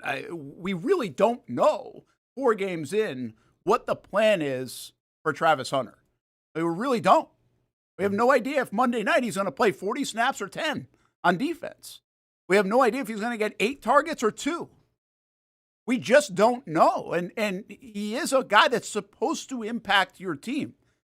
So why is that? I really think Cohen is trying not to, what I would view it as, somewhat throw him under the bus for whether it was something they were unhappy about. Like, I think he's trying not to publicly do that to him because there was obviously something they didn't like. Right. Because he was 2 snaps into the game. He was in the game on defense. And then he only played however many, and then he doesn't play again. And that's not because Buster Brown's an all-pro, okay? Right. This guy's better than Buster Brown, and I like Buster Brown. Yeah, yeah. But the other, I mean, they also don't want to say, I think, that he doesn't fully know everything on the playbook because some of these illegal shifts and those things are certainly Travis Hunter not knowing exactly where to go. So I think publicly they don't want to just sit here and throw him under the bus. That makes it a very delicate situation to handle. But if you really take the 3 comments Sunday, Monday, today, they're a little bit all over the place if we're being completely honest. And for our standpoint, from a viewing standpoint, we really 4 games into this thing have no idea how they're deploying Travis Hunter Monday night or for the month of October. And they've had such a diligent plan all along, but the plan, I don't say is blown up. It just varies like way more to extreme than I thought it would. Of course. But see, I think you're doing the player a disservice when you aren't candid, when you aren't transparent what's going on. The same thing happened with Eric Armstead in the preseason, where we didn't get a good idea of what was going on with Eric Armstead. We was told it was a back injury, but we just had speculations and everything, and we didn't know when he was coming back. Yeah. So then what was our reaction? Oh, Eric Armstead might be in business for himself. Like, we don't know. He might went on to Jacksonville. Like, we all painted this narrative because their narrative wasn't painted for us by communication. The same thing can happen now with Travis Hunter, where like if you're not going to be forthright with what's going on, then guess what? Then I'm left to make my own like calculations of what's happening. I mean, and listen, I don't want to see this guy on the sidelines going like this to the head coach again when I'm at the Houston Texans game. That's what I saw. Like that's what my eyes told me, that there's some discrepancy there in terms of him wanting to go in and Liam Cohen saying, you're not going in right now. Yep. So if it's him learning the playbook, then just say, you know what? He's still learning the offense and everything, but we're going to get him in when we can. If it's a defensive problem where it's like, you know what? We didn't see what we wanted out of defense. We let some other guys play. Hopefully he can figure it out. Like there's ways to back your player up, but still help them out in terms of what's going on and being transparent.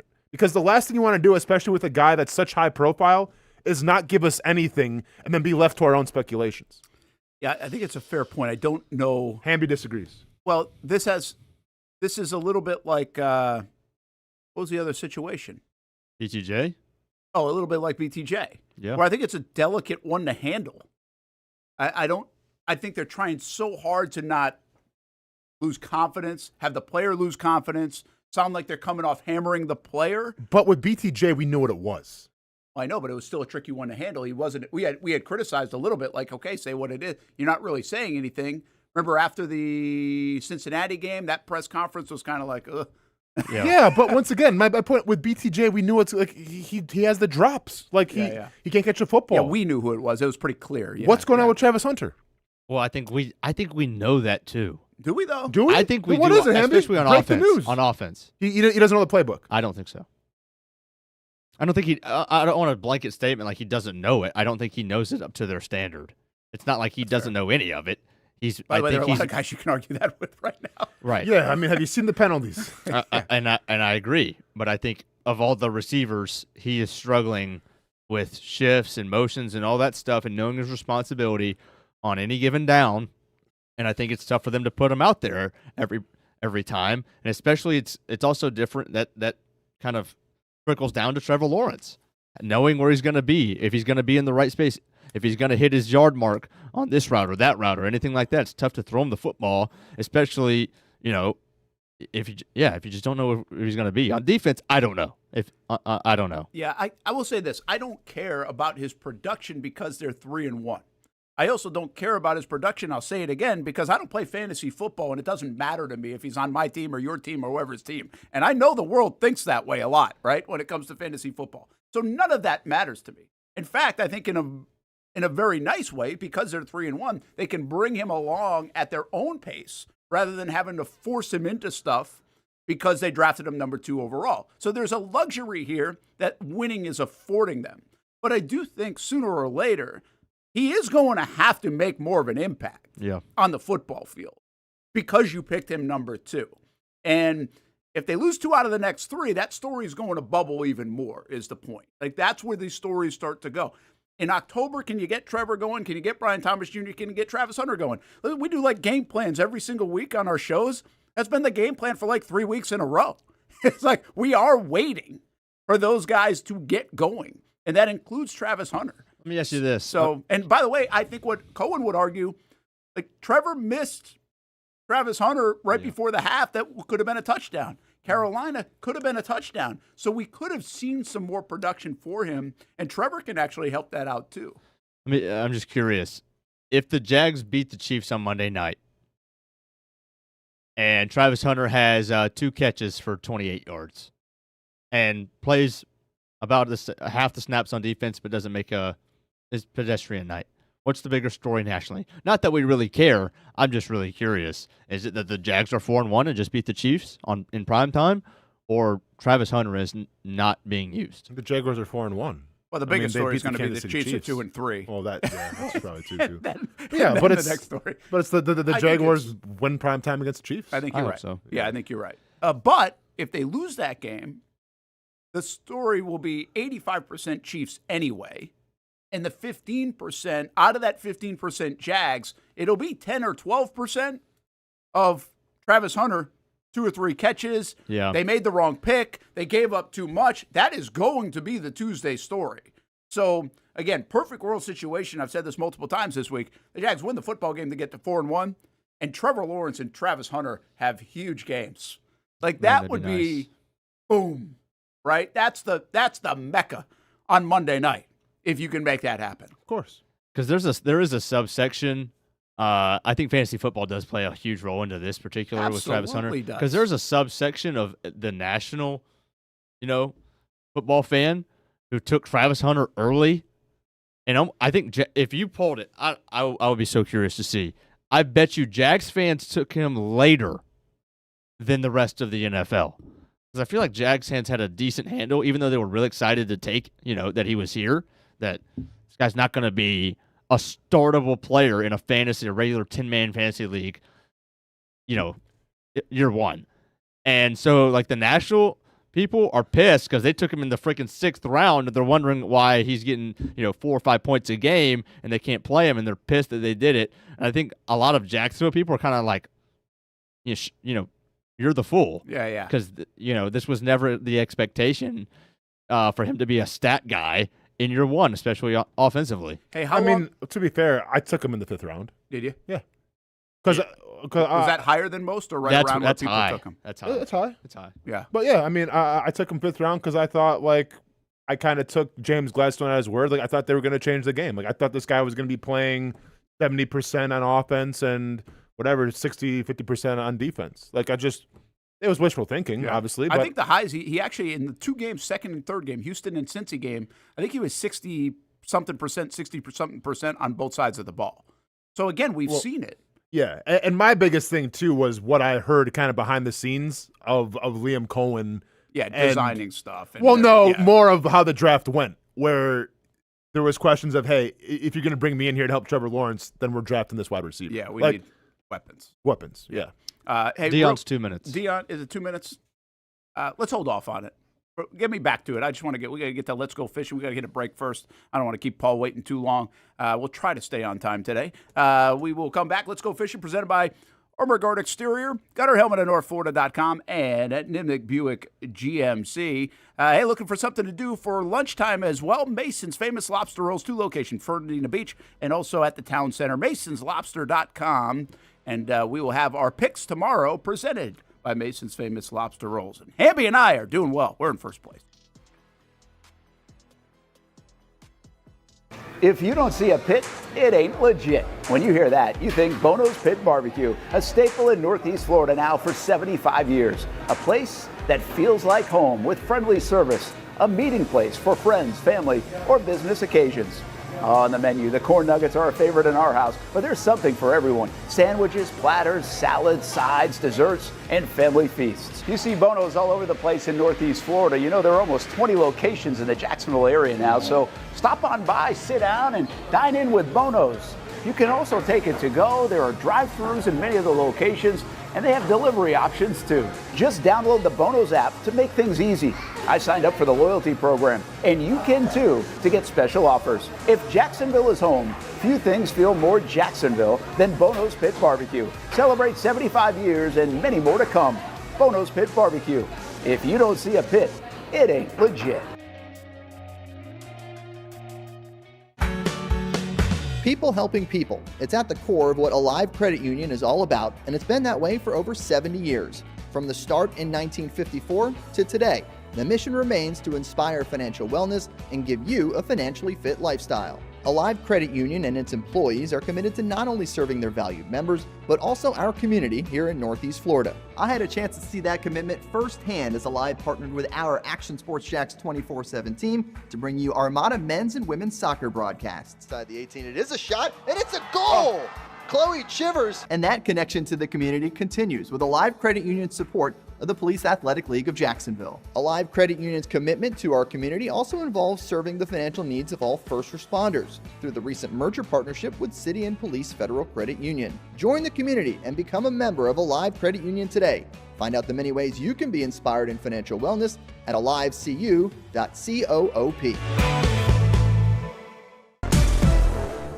CGC Water Treatment and Plumbing is taking their 75-plus years of expertise and expanding to CGC Home Services. Water treatment and plumbing is still a big part of what they do, and now they can do even more for you. Home services like kitchen and bathroom remodeling, showers, sinks, faucets, toilet repair, backflow testing, and the list keeps going. Find all they can do at cgchomeservices.com or give them a call, 904-298-7052. It's a new look and a new name with the same expertise. They've been serving homes like yours since 1946. CGC Home Services, right here in Jacksonville off St. John's Bluff Road, 904-298-7052. And visit cgchomeservices.com. Florida license number CFC 1432579. For the game day hustle and every day in between. Juggling my show, Jag Social, to going under the Friday night lights and a social life, it's a daily tournament. But this ride, MVP status. The all-new 2024 Lincoln Nautilus isn't just my car, it's my personal locker room, office on the go, and VIP lounge on wheels. Let's talk tech. My profile remembers everything from customizing my dash display to setting the ambient lighting and my signature scent. And wireless charging, essential for live tweeting scores. Whether I'm packing for a beach day with friends or heading to the gym, there's space for every passion. After dominating all day, this becomes my recovery zone. The massage feature is like having a personal PT on call. Life's a non-stop game, but with this ride, I'm always on my A game. The 2024 Lincoln Nautilus. Drive your passion.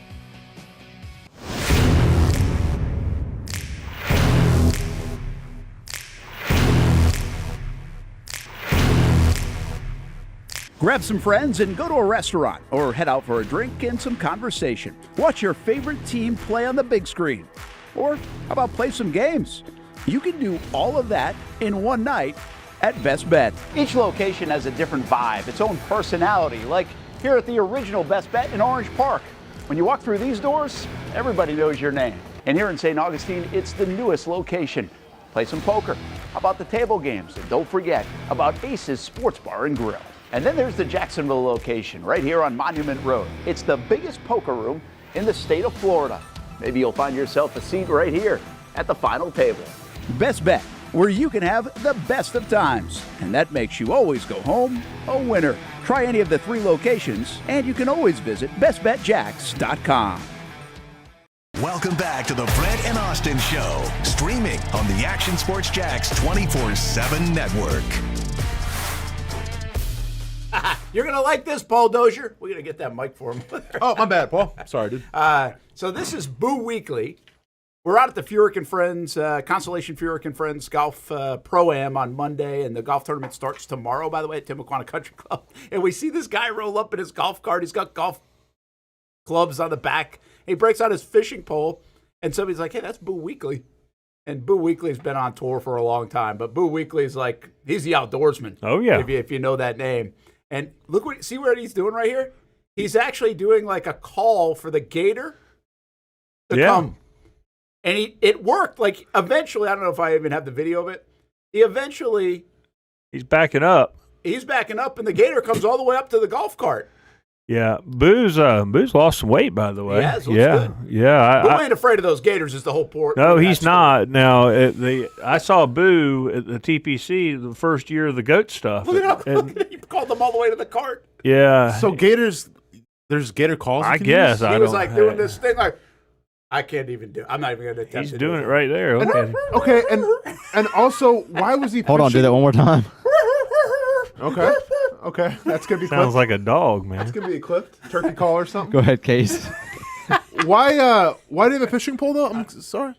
He's trying to catch a bass. He was catching a bass, but then he saw the gator. When he's golfing? Yeah, he's playing in the He was Furyk. just messing Oh, but around. I don't know. People were behind him, like, "Hey, man." No, he okay, had I don't. about, My like, bad. I don't know the At concept. this time, it was later in the afternoon. He's probably done with he his had round. Probably done the range. I work. got And he's like, you. I'm going fishing. Okay, I thought the dude was like on a hole and like golfing, and I was like, "Hey, let me take like 10 minutes out to go fishing quick." A friend of a friend knows him. Says he is who he is, man. He's a good old boy. He loves fishing. He carries his fishing rods, used to at the practice rounds at TPC. Yeah. Is he from Pensacola? He's from that area. It's not Pensacola. It's one of those small towns, Somebody else is from Pensacola, I guess. Another. Oh man, Defuniak Springs or something like that. You could Google it real quick. Come on, Hamby. Let's see it. It doesn't matter. He didn't even know. I was like, I said, hey, I'll have Boo Weekly video, and then I was reminded he has no idea who Boo Weekly is. Yeah, he's look him up. Milton, Florida. Milton. There you He's go. still got milk on his lips in there,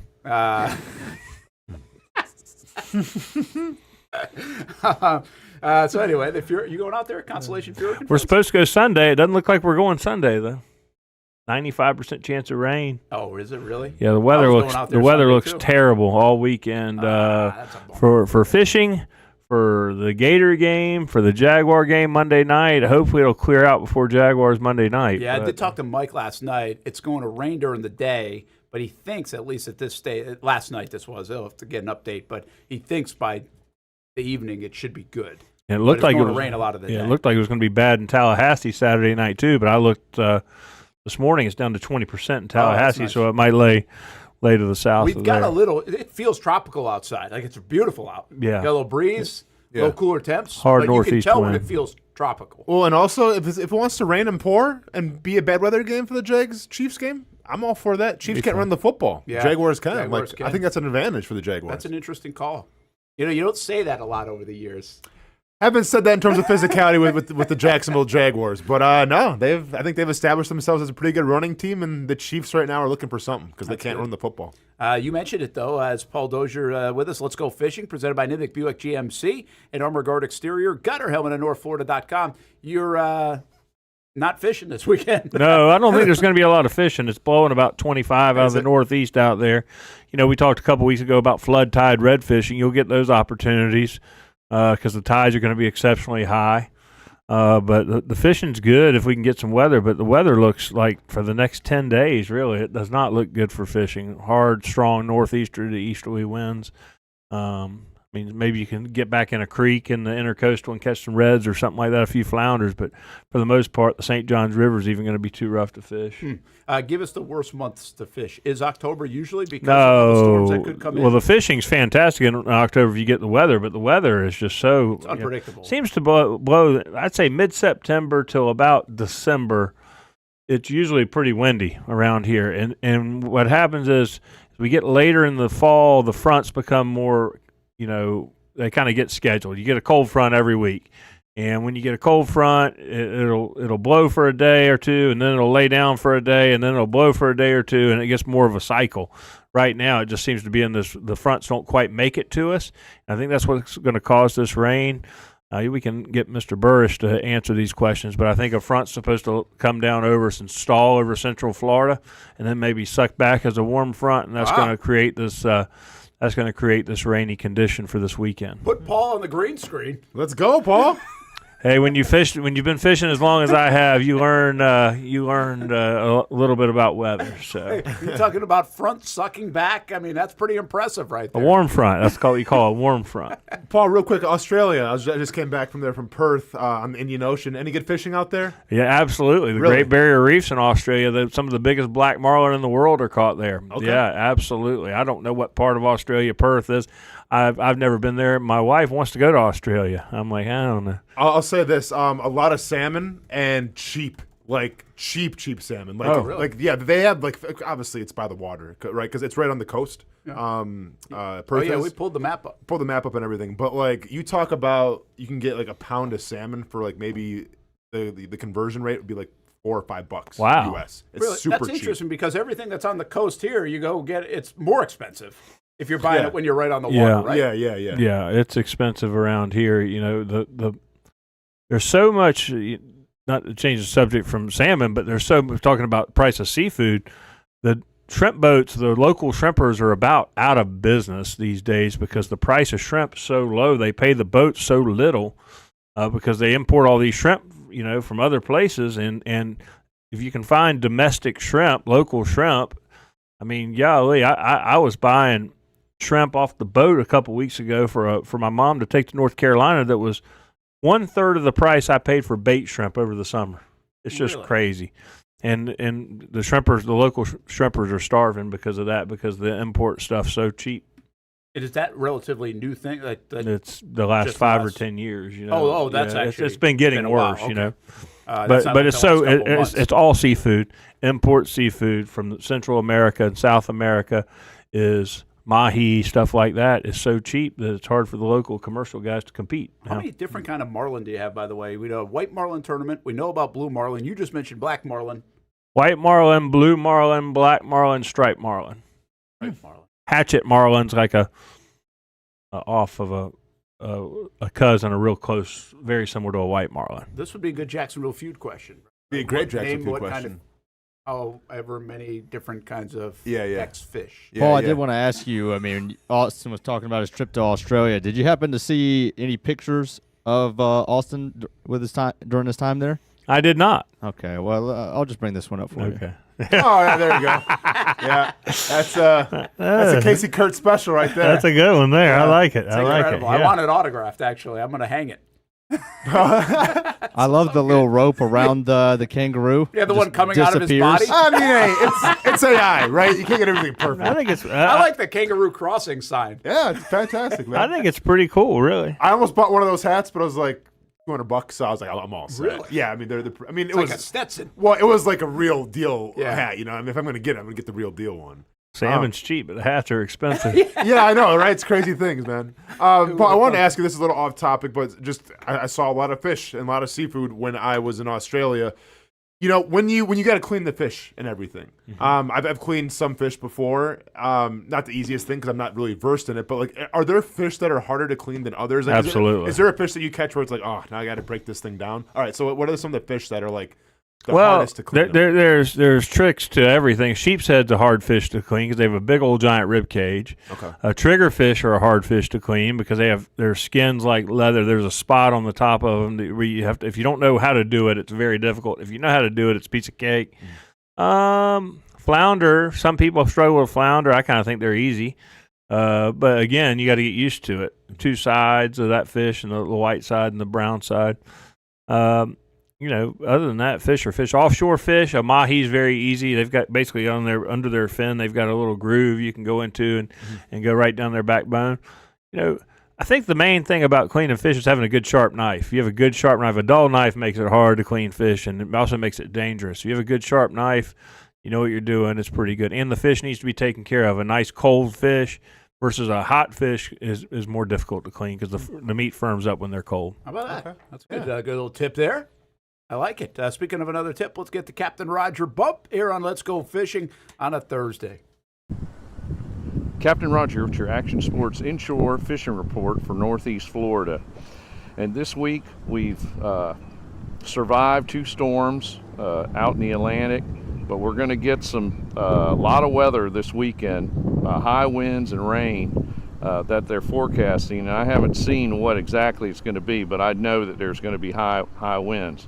The good news is there is a bite. There's a lot of fish biting. Sheephead, bridge pylons, docks, probably 10 foot of water, fiddler crabs. That's been really good lately. A lot of people catching some sheephead, maybe a little sleeper fish for the fall. Reds have been outstanding. Caught 50 reds today on a charter, one after another. A lot of the slots are more in the creeks. The bulls are out in the river. So if you want to get something to eat, you want to go in the creeks, and then you can go out in the river. Probably 30 to 40 foot of water. I like using live mullet, or you can use cut mullet or blue crab and catch those bull reds. But remember, those are catch and release only. Trout have been spotty, but I'm sure as the weather cools down, they'll start turning on. But there has been a few nice trout being caught. In fact, I caught one that was about 7 pounds not too long ago, about 2 weeks ago. The key to those is being around bait, a lot of mullet, and sticking around that. They seem to be in the 3 to 4 foot range of water. Flounder, everybody's wanting to catch a flounder. They're not quite there yet, but they're picking up a lot of 14 to 17, 18 inch flounder, mostly everything east of the intercoastal. That's where they seem to be. There's a few on the west side, but that's where mostly by the inlets is where you want to stick with. And your number one bait, best bait in the fall, the only bait that I would use is a live finger mullet, either Carolina rigged or knocker rigged, and I'll do a fishing tip on that later for everyone out there at Action Sports Lands. There you go, Captain Roger Bump. Nice hashtag Battle of the Sunsets, by the way, behind Captain Roger. Not sure you'll get that in Gainesville on Saturday. Upset brewing for the Orange and I don't Blue, feel or it. It could. I don't. I mean, you never know. I have no idea. I wonder. I mean, nothing would surprise me. 35-10, Texas wouldn't surprise me. 17-16, Florida would surprise me. But you know, I don't know how you can have much confidence. Paul, 35-10 would shock me. You think your defense is going to give up 35 points to Well, Arch I mean, I don't know. Gums is out, apparently. I mean, I don't know. He wasn't even on the injury report, but what I've read is that there's 5 starters out for the defense. You see what that Texas, you see what Sarkisian. I don't know if anybody knows this, but they had an off week last week too. And you think they just sat around there and thought, oh, we're just going to kill these guys. No, they're going to scheme us up, you know, like – who you trust to scheme who up, Billy Napier or Steve Sarkisian? Well, definitely. And their defense is good too. The best as we've noted, probably right? one of the best. Now they've got their running back out, our backup running backs out. I don't know. I just I think at some point these guys are going to fold. This game was supposed to be a month ago. Really cool game, highly touted. These two teams these quarterbacks have disappointed. These offenses have disappointed. The injuries have added up, and it's like $400 to get in about 3 weeks ago. Like the cheapest ticket to get in the game was $400. Really? Yeah, and the better seats were $1,000, $1,200. Now the good seats are $200-$300, and it's going to be $50-$60 to get in the stadium on Saturday. Yeah. How about that? Yeah, this is a pretty disappointing matchup. I mean, it feels like it could be NC State for all that. You know, I mean, it's. I'm curious to see what truly. If the Gators come out and go 3 and out, they're going to boo the. I'm not a booer. Yeah. But I just hope they get off to a good start, just for the players and coaching staff, just the psyche of it. I mean, you got to think. Says they're a sleeping giant. That it's only a matter of time before their offense pops. Sure, he's got that look in his eye. He's got the look in his eye. Spot the ball. Spot the ball, Paul. The look in his eye was good. Hey, I will tell you this. That fire if in his your gut. defense is healthy, it's better than Hamby's Georgia defense. Oof. Listen, I've got no room to talk. Okay, I'm not. Their defense stinks. They don't stink. They played pretty well the second half, I thought, the other day. Shut them out. Yeah, I mean, geez, I wait till November 1st. We'll see whose defense is better that day. I would imagine that Georgia will do whatever they want to with the Gators, but who knows? Hey, it's a rivalry game. Maybe that's the only other game the poor Gators win. Anything's gonna happen in a rivalry game, man. No, hey, seriously, I don't feel sorry for the Gators. I don't feel sorry for these guys. This isn't 1992 or whatever when nobody's getting paid and they're doing it for their pride. These guys are a lot of them are millionaires, right? And I think if as much as we pay for these tickets and as much as everything else, if these guys want to boo them, I don't think any less of them. Back in the old days, I'd think, hey, don't boo. You have no right to boo. These guys are playing for pride. They're not playing for pride anymore. I know as a Gator you don't like either team, but isn't it kind of fun? Miami, Florida State means something. It was a good neutral observer. It's kind of fun, right? It was a really good weekend last weekend. Oh, yeah. The Gators didn't play. Georgia lost. FSU lost. The Jags won. It doesn't get much better than that. You know? It was awesome. Paul sent me a text Friday night after Florida State. I forget what he said, but I think I sent back Christmas came early this year. Yeah, well, it was it's so obvious, you know. And then hell hit Saturday night. Yeah, well, it was. You know what? The truth is, Hamby, is that game, if Georgia does what they're supposed to do, means nothing. They control their destiny. They can lose another game, and they're still going to make the playoff and have a chance to reach all their goals. Yeah, Paul, let me ask you, because to me, that sucks, and it benefits a team like Georgia, incredibly. The fact that you can lose a game or two, who cares? You're still in the playoff. Kind of like the NFL. Right? But to me, Georgia is one of the teams that benefits the most they do. from the playoff.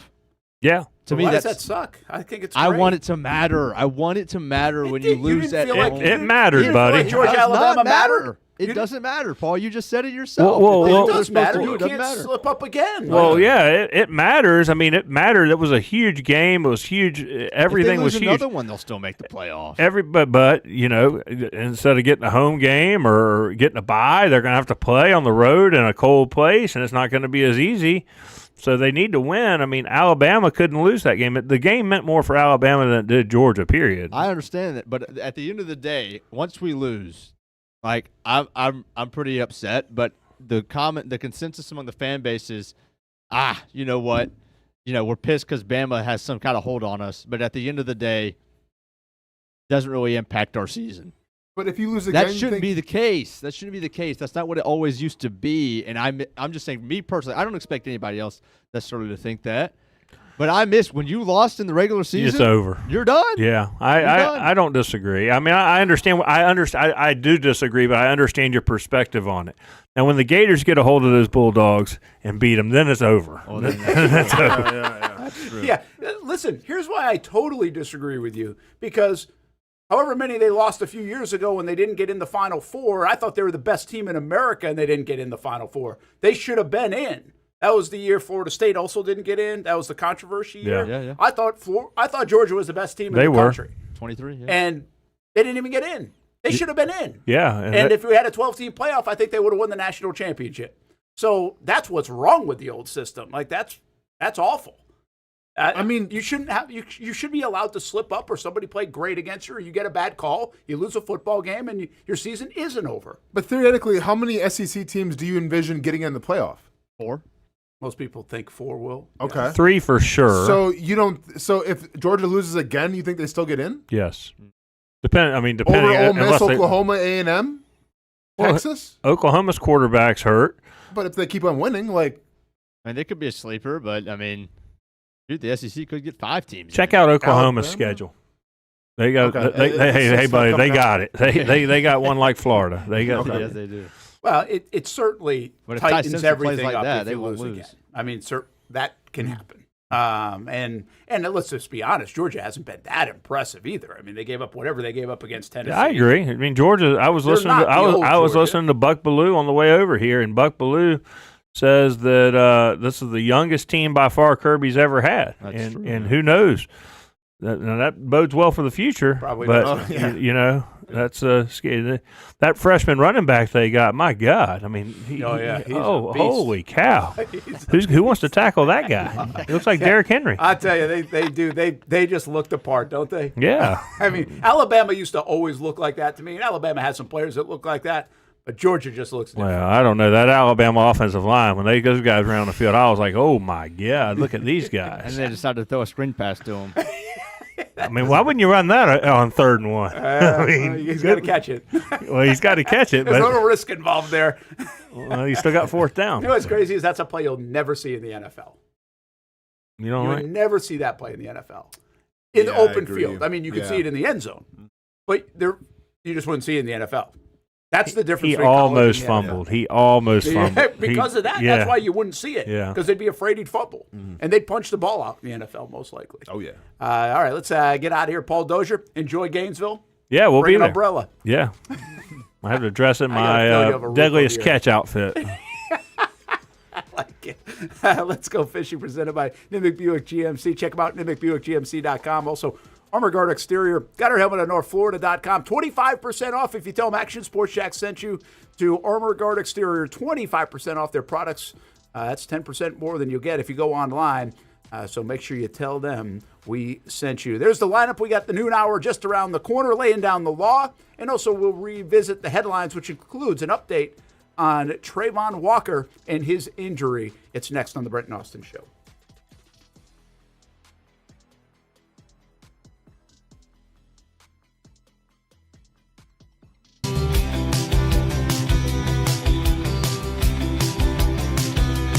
Welcome inside the Armor Guard Exterior and Gutter Helmet Showroom. There's a lot going on, like glass exteriors, replacement windows, and down there we have the retractable screens and awnings, plus hurricane protection. Let's talk more about those gutters, and to do that, we bring in Kevin. He's the owner, he's the expert. Why Gutter Helmet? Well, gutter helmet's truly the only maintenance-free product. It lets the trash and debris go on the ground, the water wraps around and goes inside. Unlike filters, they sit on top of the gutters, and the trash and debris build up on top of the filters, which requires maintenance. With gutter helmet, we're going to keep you off the ladder, the most dangerous thing in your garage. With gutter helmet, you'll never clean your gutters again. So get off the ladder and put on the helmet. Gutter helmet. Get a free estimate at gutterhelmetofnorthflorida.com. You can also call 904-762-7779 or visit the showroom on St. John's Bluff Road in Jacksonville.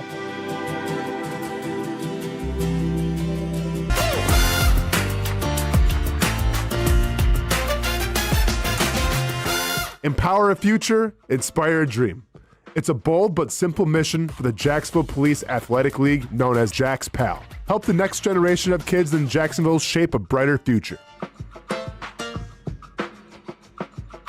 Their after-school programs, teenage leadership programs. There's community outreach. This has been just an awesome opportunity to be out here with my colleagues and do something good for the community. It's really been an interesting opportunity to just see everybody work together in a way that we don't normally in the office. And there's sports.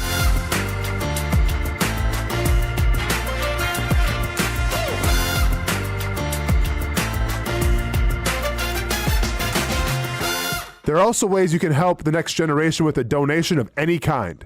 Just visit jaxpal.org to get more information.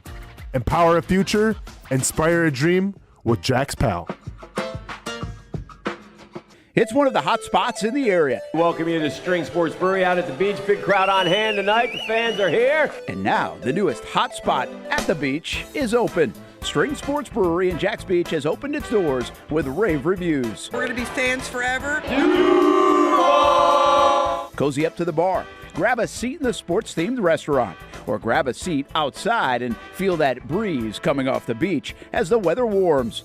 Just like the original location in Springfield, try the popular beer menu and come for lunch or dinner too, because the food is fantastic. We got a special guest in the house. He's happy. He's feeling good. He's Travon Walker. It's where we hosted Jags Report Live in the football season, and the String Sports Brewery staff can't wait to host you. Hey, welcome back here to String Sports Brewery. And if you haven't checked out the new location in Jax Beach, you got to do it. String Sports Brewery, now with 2 locations in Springfield and now open in Jax Beach on Penman Road.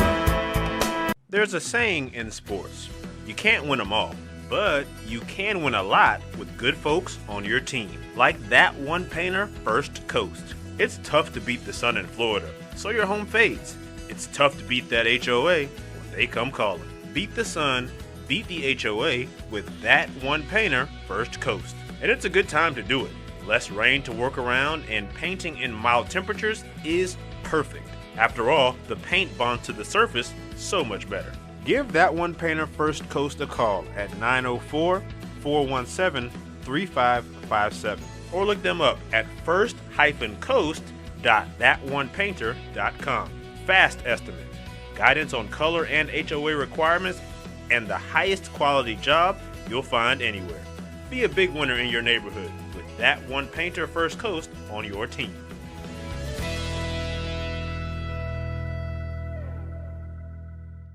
Sun's out, suits out. That's right, it's summertime in Florida, which means it's time to say goodbye to bulking season and hello to shredding season. But if you're like me, you're having a hard time sculpting and shaping those final pounds. That is until I came and saw my friends over at Ponte Vedra Vein and Aesthetics. Right now, everyone is hopping on the Evolve X train, and the only destination is finding your perfect summer body. The technology uses electrical muscle stimulation and radio frequency energy to cause your muscles to contract, all while heating up those deep layers of your skin and tissue to produce collagen and reduce fat.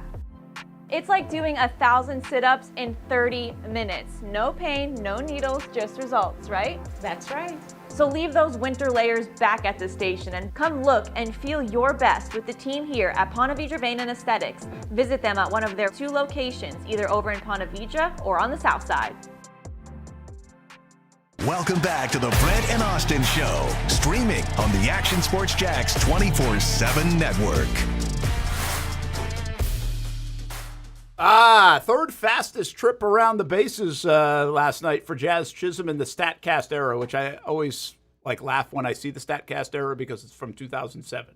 So, okay, what about the other 80 years of baseball history? Yeah. I guess what we got is what we got. So, good game last night. Better if you're a Yankees fan, but 2 nights ago was better if you were a Sox fan. So, gosh, the Sox missed an opportunity of that one. But the Yankees would say the same in Game 1.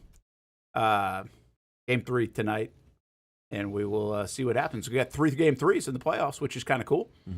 Dodgers obviously sweep the Reds. They got their offense going, 18 runs for the Dodgers.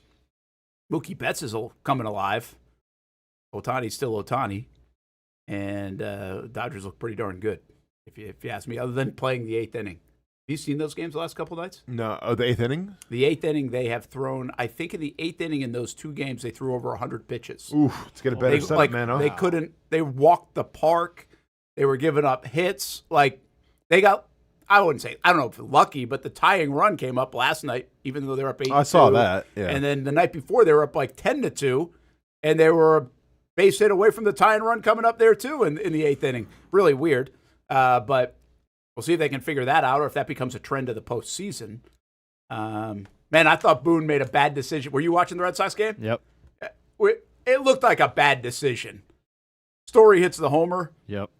He walks the next guy on 4 pitches, and he lets him in. He keeps him in. Yep. He actually came out to get him, and Rodon talked him into it, and it worked out in their favor. But yeah, Sox played some bad baseball last night, man. Durant misplays the ball in left field, and you got to get the bunt down. I will say this: I like bunting. Those are 2 hard pitches to bunt. That sweeper, I think it was a sweeper, but it broke so late. I could see but he looked so uncomfortable. After the first one, I would have let him hit. You know that happens, Hamby. I'm going to give you some coaching advice. This happens at every level. Like, I'm a bunt guy. I'm cool with the bunting. Where? But when you can see on the first pitch that this dude has no shot, get it off. You're just wasting that bat. Like that and bunting with 2 strikes to me is dumb. Like, don't bunt with 2 strikes unless you got a good bunter. Sure. But bunting with 2 strikes might be the hardest thing to do in baseball. You already missed 2 of them, and now you got the pressure of trying to get it in fair territory. They don't do that in the big leagues. They'll do that in like high school and probably sometimes in college, and it's usually because the coach is mad and he wants to be like, well, screw this, you're going to get it down. Oh, I've done it. Well, screw this, you're going to cost me an out. That's what I say.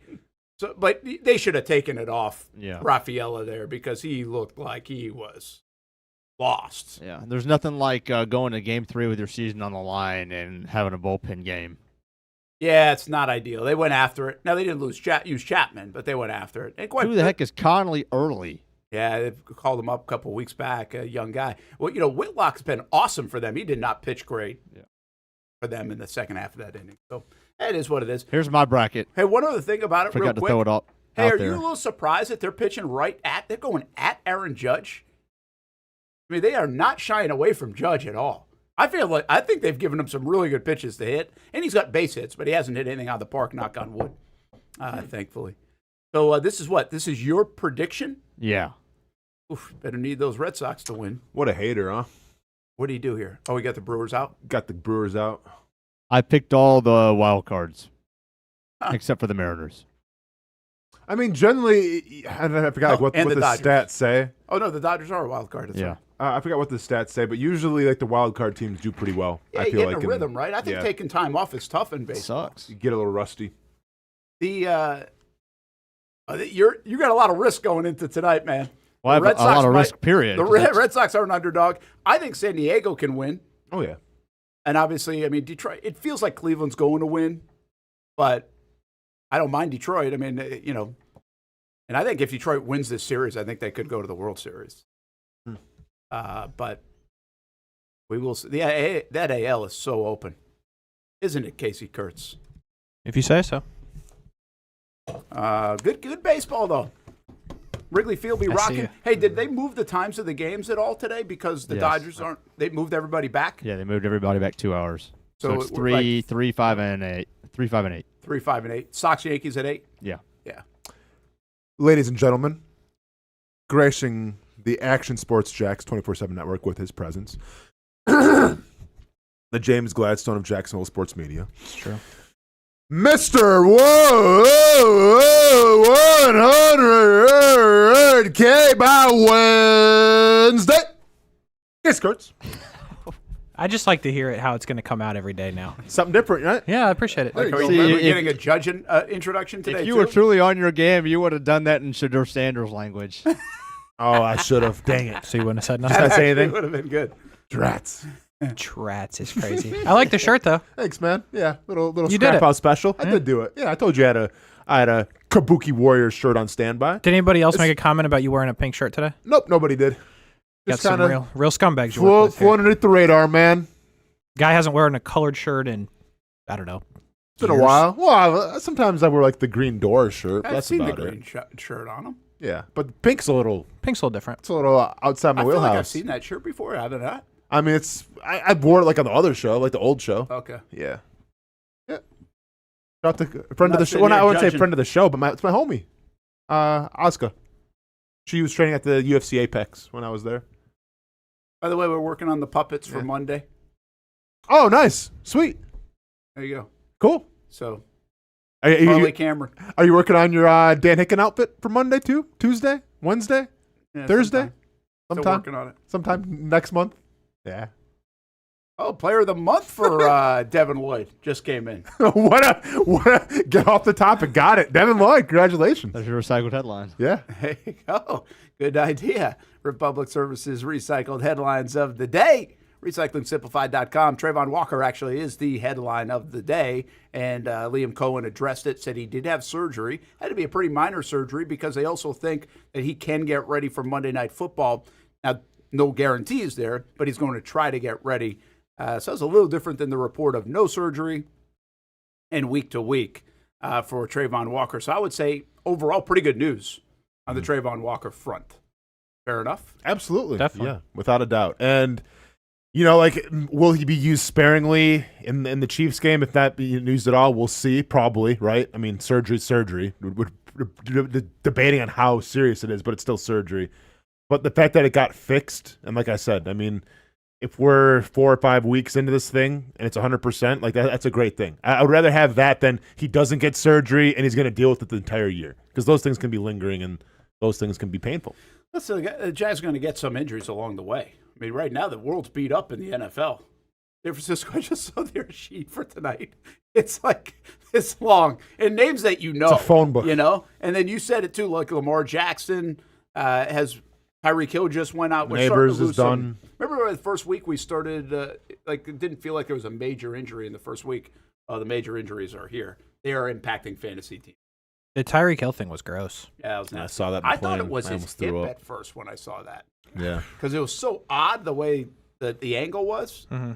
How do you? What kind of react? You've had to feel pain more than us, I think. Sure. Okay. Sure. I Yeah. don't know why that's funny. Yeah. He gets punched in the face for a living. Yeah. Okay. I'm not arguing with you, dude. Yeah. I've had to feel pain. So how is Tyreek Hill laughing? In shock. As he's in, is it a shock thing? Shock. Oh yeah. Yeah. I mean, like, I forgot who commented on this.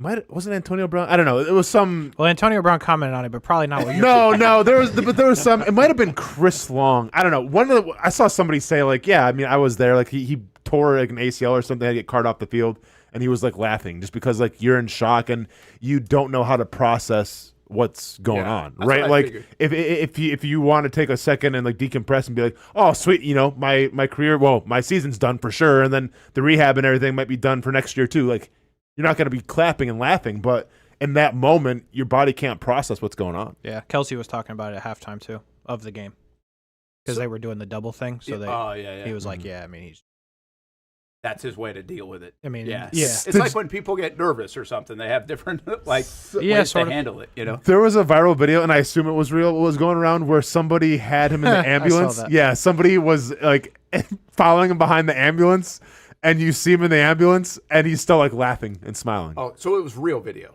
Yeah. I mean, I think so. Yeah, it looked. I mean, if you've seen the video, it looks real, but like at the same time, it could be AI because why are you following somebody behind an ambulance with Tyreek? You know, like I don't trust anything anymore. That's true. On No, it's smart. Ty actually asked me a question. I didn't have an answer. Might have to ask Dr. Kaplan this.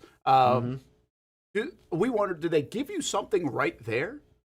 for the pain. I know they put it obviously in the leg in a brace and stuff. Yeah.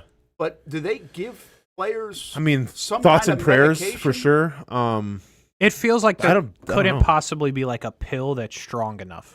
No, I don't think you don't get it. I mean, they just put the hard cast on you, and they don't give you anything like in that moment. Yeah, because you're not. I mean, you're not getting an IV on the field. Like it feels like there's no pill. Like, all right, here's Tylenol. Well, that's like your leg's destroyed. Here's Tylenol. Yeah. Yeah, that's what I'm wondering about. In the ambulance. In the ambulance, probably. I'm sure. Yeah. But like when they're like getting them off the field, no. I mean, It feels like it would be tough. But once again, I can't to stress do. this enough. Adrenaline's a hell of a thing. Adrenaline. Yeah, that's like, a good point. You don't feel. Well, his leg was sideways. They actually put it in a cast, which means they put it back. Yeah. Sure. Yeah. I mean, listen. Like when I shattered my nose before my contract to get my UFC contract in that fight, and I broke my nose 2 weeks before, I had to get it reset, and then I shattered it again. Literally the first punch that was thrown in the fight. Like I didn't feel anything. You didn't? No, I was just like locked in. Like yeah, I mean, obviously, like you see sparks because you know when you break your nose, sometimes you see like flashes. Yeah. Oh yeah. And I saw that, and I'm like, oh yeah, it's bleeding. That's cool. But like, it wasn't like, oh no, you know, what I mean, you're just so in the moment, and that's what Tyreek Hill like. He was so in the moment that he didn't really understand that his leg was pointing the opposite direction. Like when you spar and stuff, like I think I've asked you this before. Does some of it hurt? Like when you, like I don't know if you get. I would think like you get punched in like the ribs, it would hurt. Well, if you get punched like in certain spots, it'll shut you down. Like if you get punched in the liver, doesn't matter how tough you are, you're gonna keel over. It hurts. Yeah. You know, like your body. So that's just, full pain. it's just pain and Adrenaline you can't breathe. Stop that. No, Yeah, no, that's my no, point. no. Yeah, But for like sure. you get punched in the shoulder or something like that, even if it's hard, that's a. I mean, as long as you don't like dislocate anything, you know, like when I tore my bicep when I was sparring, like I'd still finish the round, but like I couldn't lift my arm anymore, so that was weird. Because when I hit my funny bone, it freaking hurts. There you go. Yeah. You're not wrong. Why is that? Well, because you're not like, but like usually, you're not like doing something like probably strenuous and you're hitting your funny bone, Yeah, I get right? it. You're just like chilling, watching TV, you hit it. And it hurts like a son of a gun. Like if Tyreek Hill was chilling watching TV and all of a sudden his Yeah. leg did a 180, It'd probably he be ain't different. clapping. Yeah. He's like, oh my god. Yeah. Yeah. It's just bizarre, isn't it? Adrenaline? Yeah. Oh, it's a hell of a thing, man. That is I'm surprised. Maybe I take that back. I'm sure there's like you get adrenaline shots, right? There's adrenaline shot. Like if somebody ODs. Yeah, it exists. Yeah, it exists. But they're not. I mean, that's not happening. But that's what I'm saying. I'm surprised that's not a thing where people like chase that. Yeah, it's true. You know, like people are addicted to so many things. I'm surprised people aren't addicted to like adrenaline needles and Well, shots. don't speak it into existence. Sorry. Well, I mean, I'm not gonna do it, but I'm not saying you would, but you never know who's listening. Yeah. I've got one other Jags topic I want to get to. I want to ask you about. We're in October. Calendar just flipped. Okay. The trade deadline, I think, is now early November. I don't exactly know the date of it, but it's moved back a bit in the NFL, like a week over the last couple of years.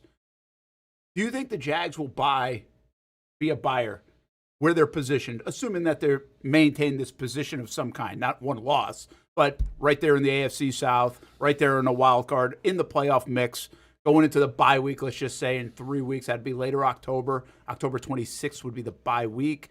So now, in that time frame, would they be a buyer for potentially even a big player, a la 2017, Marcel Darius? That's the one that actually comes to mind and made a big difference for this team. Could the Jags make a play like that?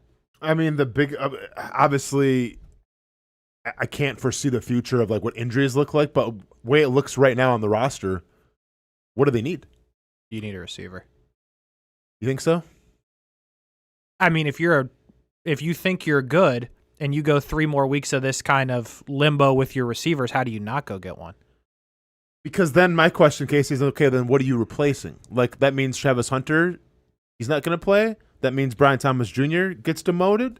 That means Dwamie Brown. If you look at like the analytics and everything, he leads this team right now in terms of separation and like getting open. But if you're, I forget the math you just said, but like let's say you're 8-3 or something along the lines. Yeah, I don't give a damn who's on the bench. You go try to win the Super Bowl. Sure, no, I'm with you. But then like, what does it look like? Like if you get a wide receiver, then who's going down? I guess everybody loses snaps would be my answer. Okay, gotcha. Not just one person, in my opinion. Yeah. Now, No, depending on what you get. Well, that's what I'm getting at. Like, if I'm trying to think of I mean, you could have said Tyreek Hill until the injury, but like, yeah, who's that would have been a good one. Like, what about if Jalen Waddle, they just give up? Okay, sure. Jalen Waddle. So then you bring him in, but he's more of a slot guy, right? I think he's more of a limited what you can do with him. But if you bring in Jalen Waddle, then what's that look like? Who's Jalen Waddle stealing reps from? Because it's got to be like, I get cases you can say, okay, it's all 3 wide receivers, but it's going to have to be somebody, like predominantly. If this is 5 weeks away and Travis Hunter still hasn't shown you what you want to see, then that's the guy. Then he's the cornerback then. Yeah. Yeah. I think you could make the argument for wide receiver, and I think you could also make the argument for edge depending on what how this actually plays out. So that's an interesting one because I think that's where there are people that could be available. I've seen Jalen Phillips' name out there. Thibodeau. Just take all the Dolphins guys. Yeah, Thibodeau with the Giants and Trey Hendrickson. Could you get into the Trey Hendrickson thing? You get him for half a year. Yeah. And was apparently from Jacksonville, if that matters to anybody. I doubt it matters to the Jags in that Probably sense. matters to her. But it used to be a first-round pick and probably another player. Then in summer, when they were figuring this thing out, they're going to lose some value there. Cincinnati could be in trouble by that time. And again, I'm not telling you the Jags are the absolute buyer here, but do you really beef that up? And now we go back to 17. We didn't necessarily think the Jags needed Marcel Darius.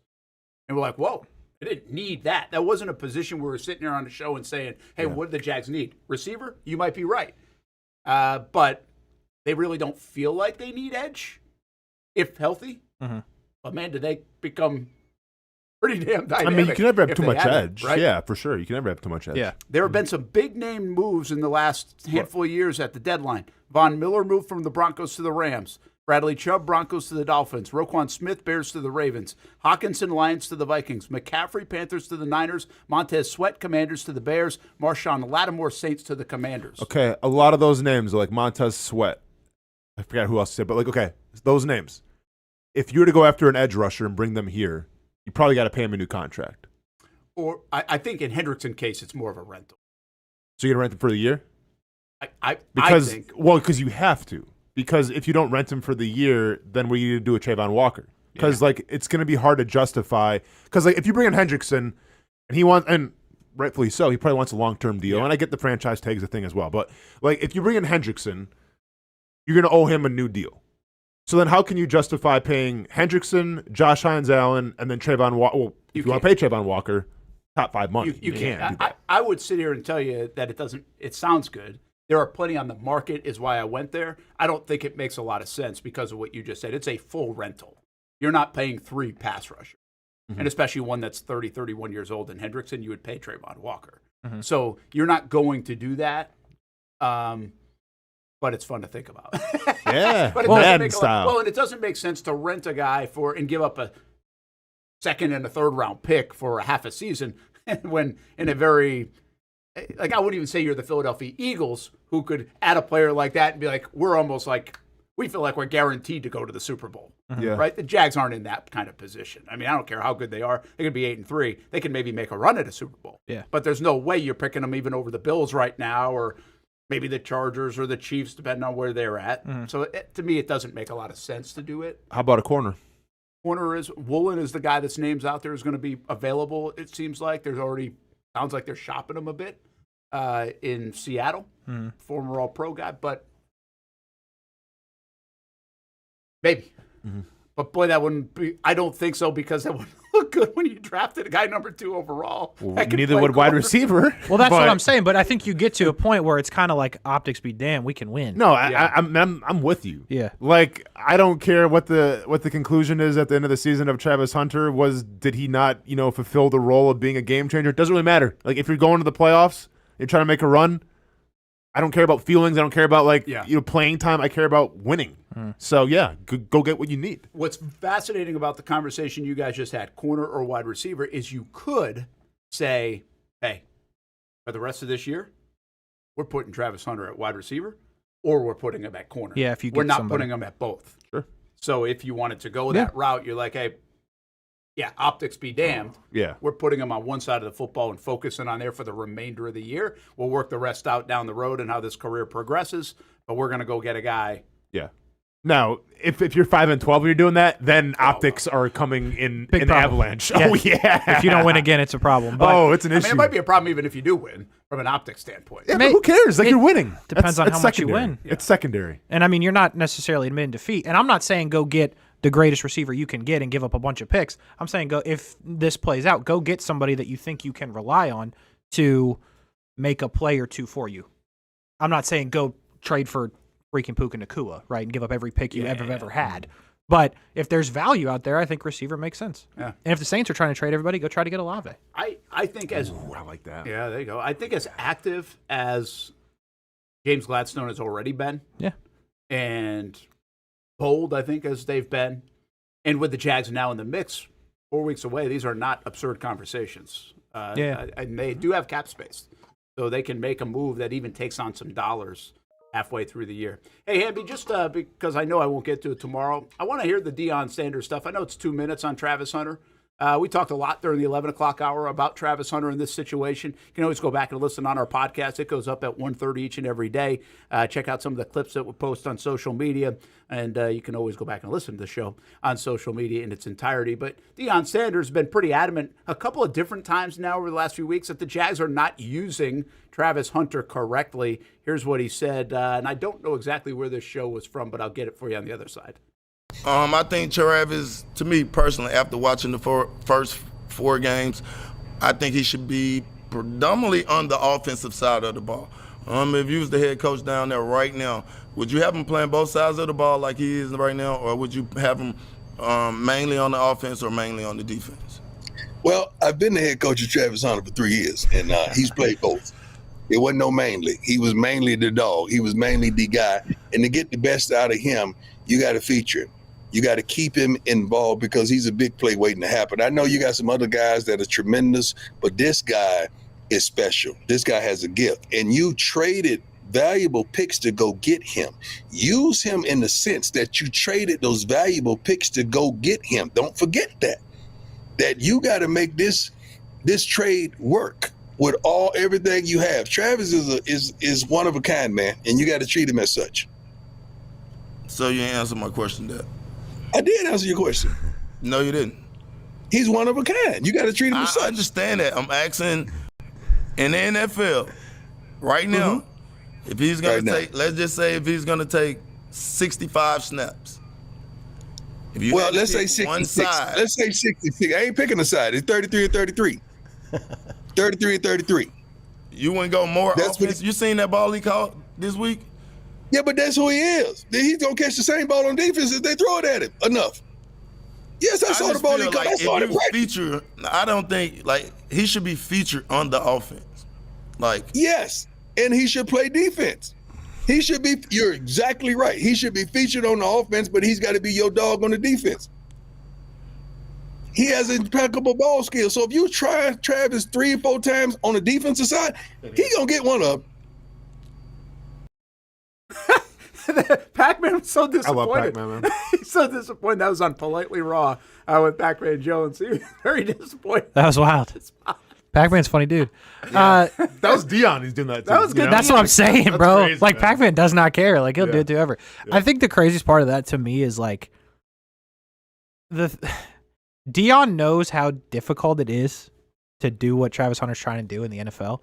In his heart of hearts, he knows there's probably an answer, like the right answer for like what Pac-Man was looking for. Yeah. He ain't giving it to you. He won't. He's gonna fight until, and I respect, like that's the type of dude you want in your corner for that. Yeah. But I have to believe deep down Deion like probably feels one way or the other. Yeah, he probably does, but I do appreciate Deion, his almost excitement and energy.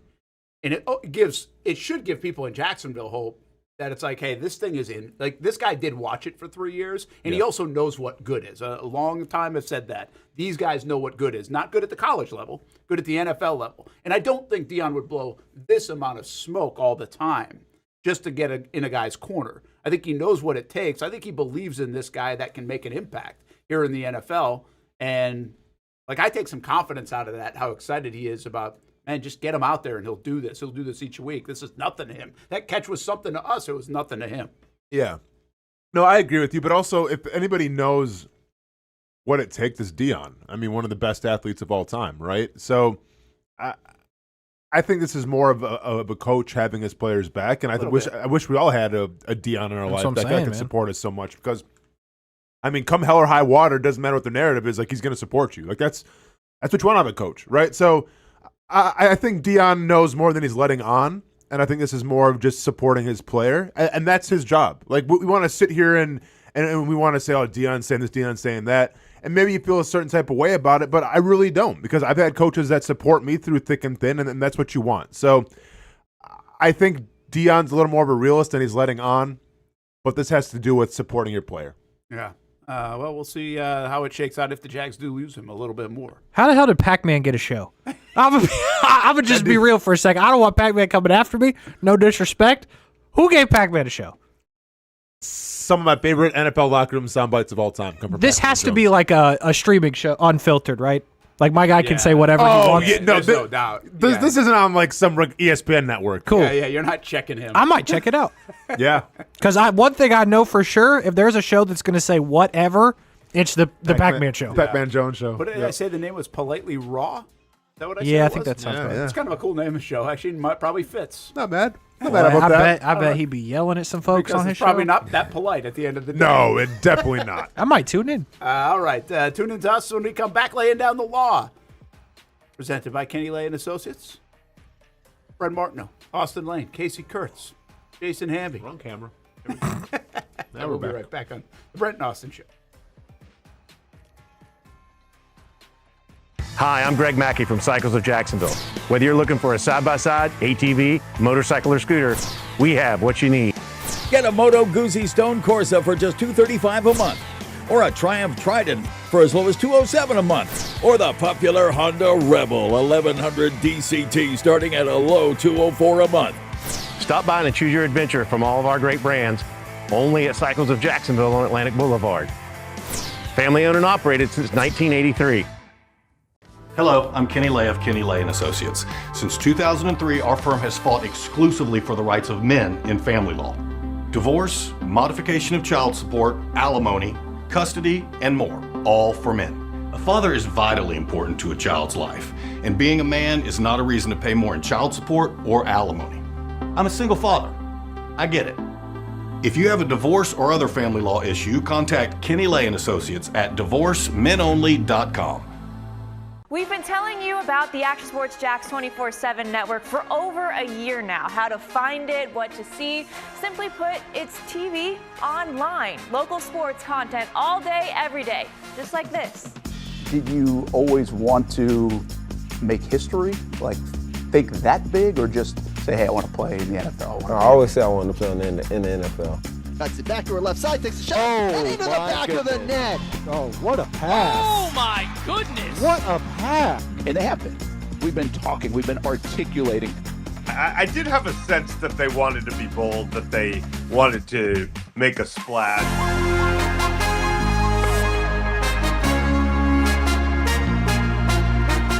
It's content you won't find on TV. Find it on actionsportsjax.com and just sit back and watch local sports all day on the Action Sports Jax 24/7 network.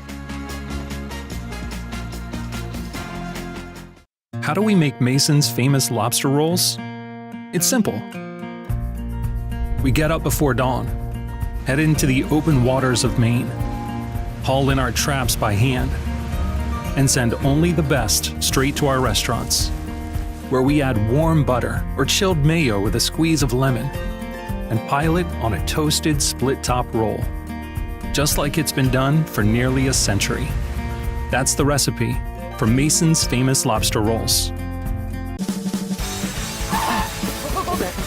What's been going on? We're both dealing with a lot of guilt right now. Can't sleep, can't eat. eating. See that brand new Hyundai Santa Fe? We only paid $4 for it. Looks like we're out of time. Breathing exercises. Inhale, exhale. Enjoy the new car. Okay, thanks. Deal so right, it almost feels wrong. The Hyundai Getaway Sales Event. Get a Hyundai Santa Fe with 0% APR for 60 months, plus 0 payments for 90 days, or get $3,500 bonus cash. Hurry in. What a throw! Touchdown, Jaguars! We're coming for you. They're gonna get him on the ground, and that's gonna end the ball game. We show no mercy. Lawrence looking deep in the end zone. Touchdown!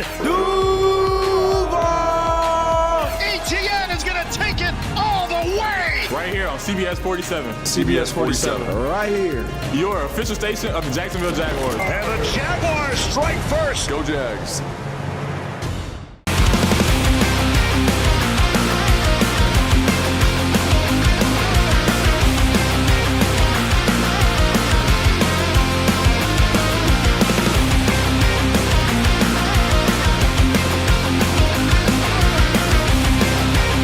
you have the opportunity to explore what you might want to do with your life. There's so many opportunities here that it can spark interest that you didn't even know you had.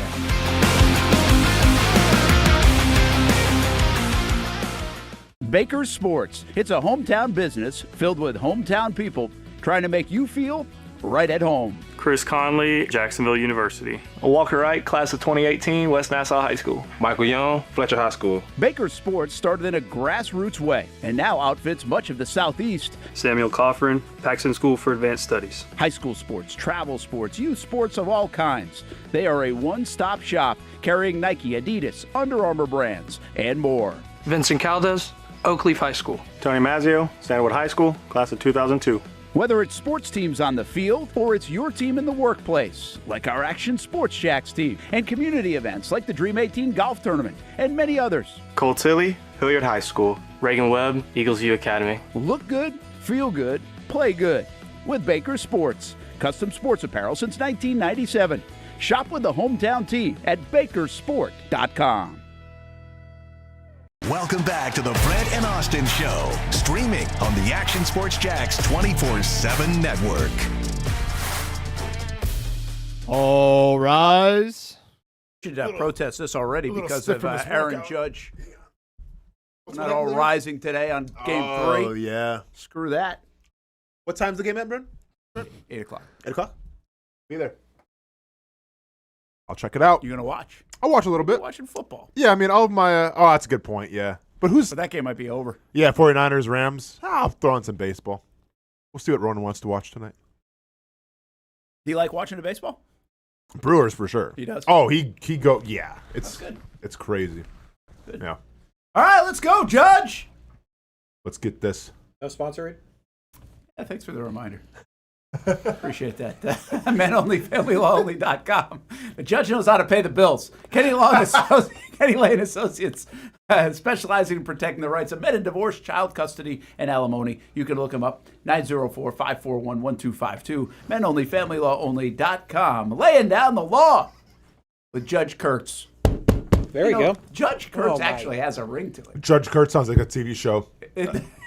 Syndicated. Let's go live with Judge Kurtz. Yeah, it does. All right, very good. All right. All right, here we go. Both of these first two are going to be baseball related, so don't need any. Probably don't need any stats to back these ones up. But first off, we will let Austen go first. Okay. So you can take whichever side you want here. Okay. Playing 162 games in baseball and being rewarded with just a 3-game playoff series is or is not one of the stupidest things in sports. Play 162 to get 3 more. Yeah. Huh. You're up first. Yeah. I've never thought about this before. I'm going to go 3. Sorry. 2. 1. I think it really is one of the dumbest things in all of sports, right? Because 162 games. And we're talking like you're going to personify your regular season then in just 3 games?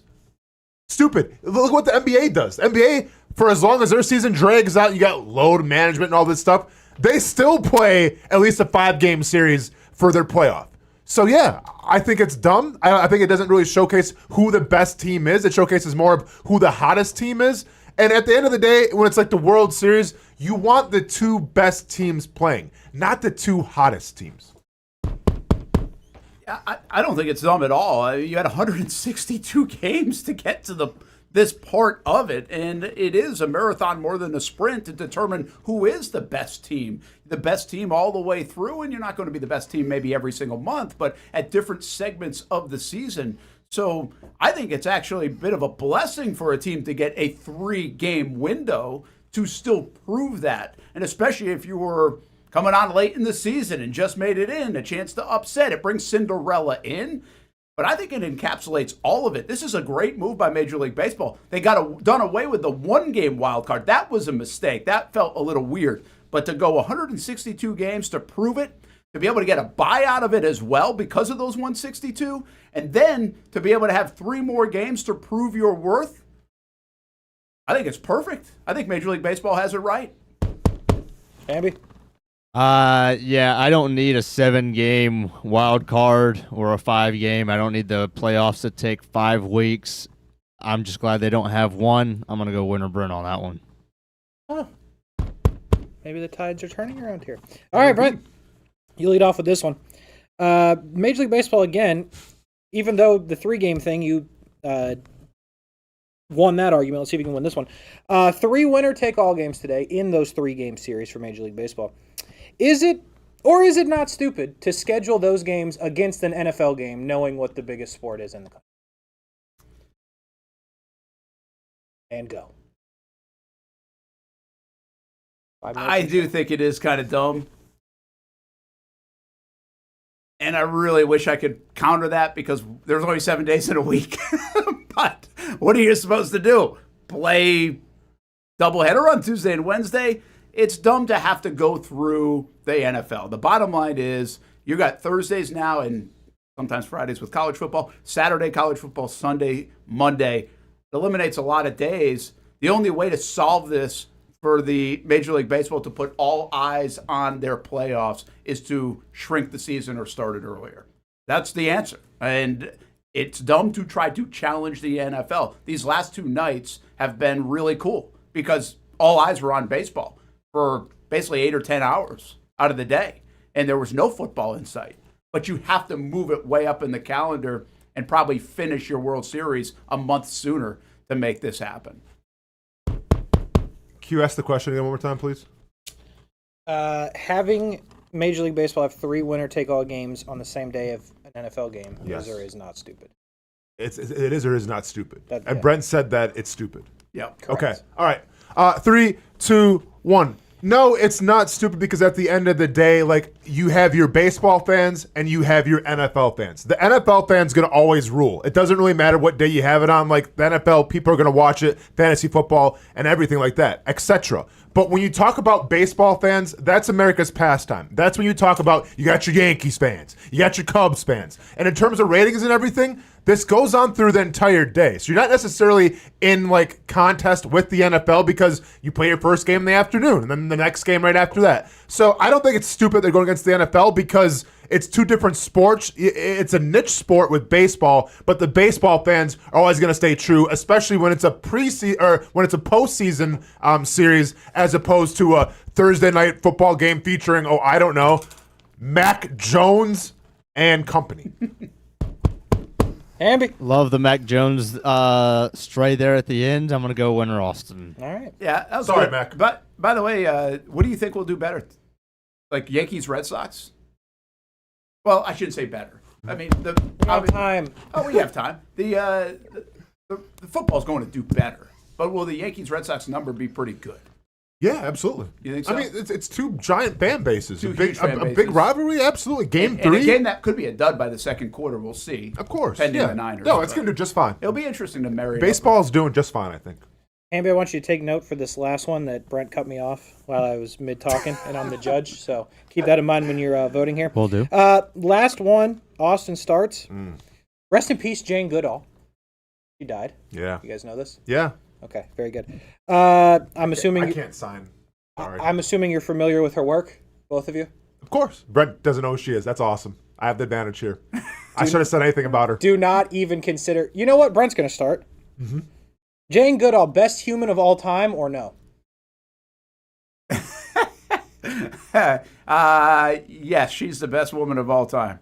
Said human. Didn't I say human? You said She said woman. She's the best human of all time. Because if she's the best woman of all time, she's definitely the best human of all time. Yeah.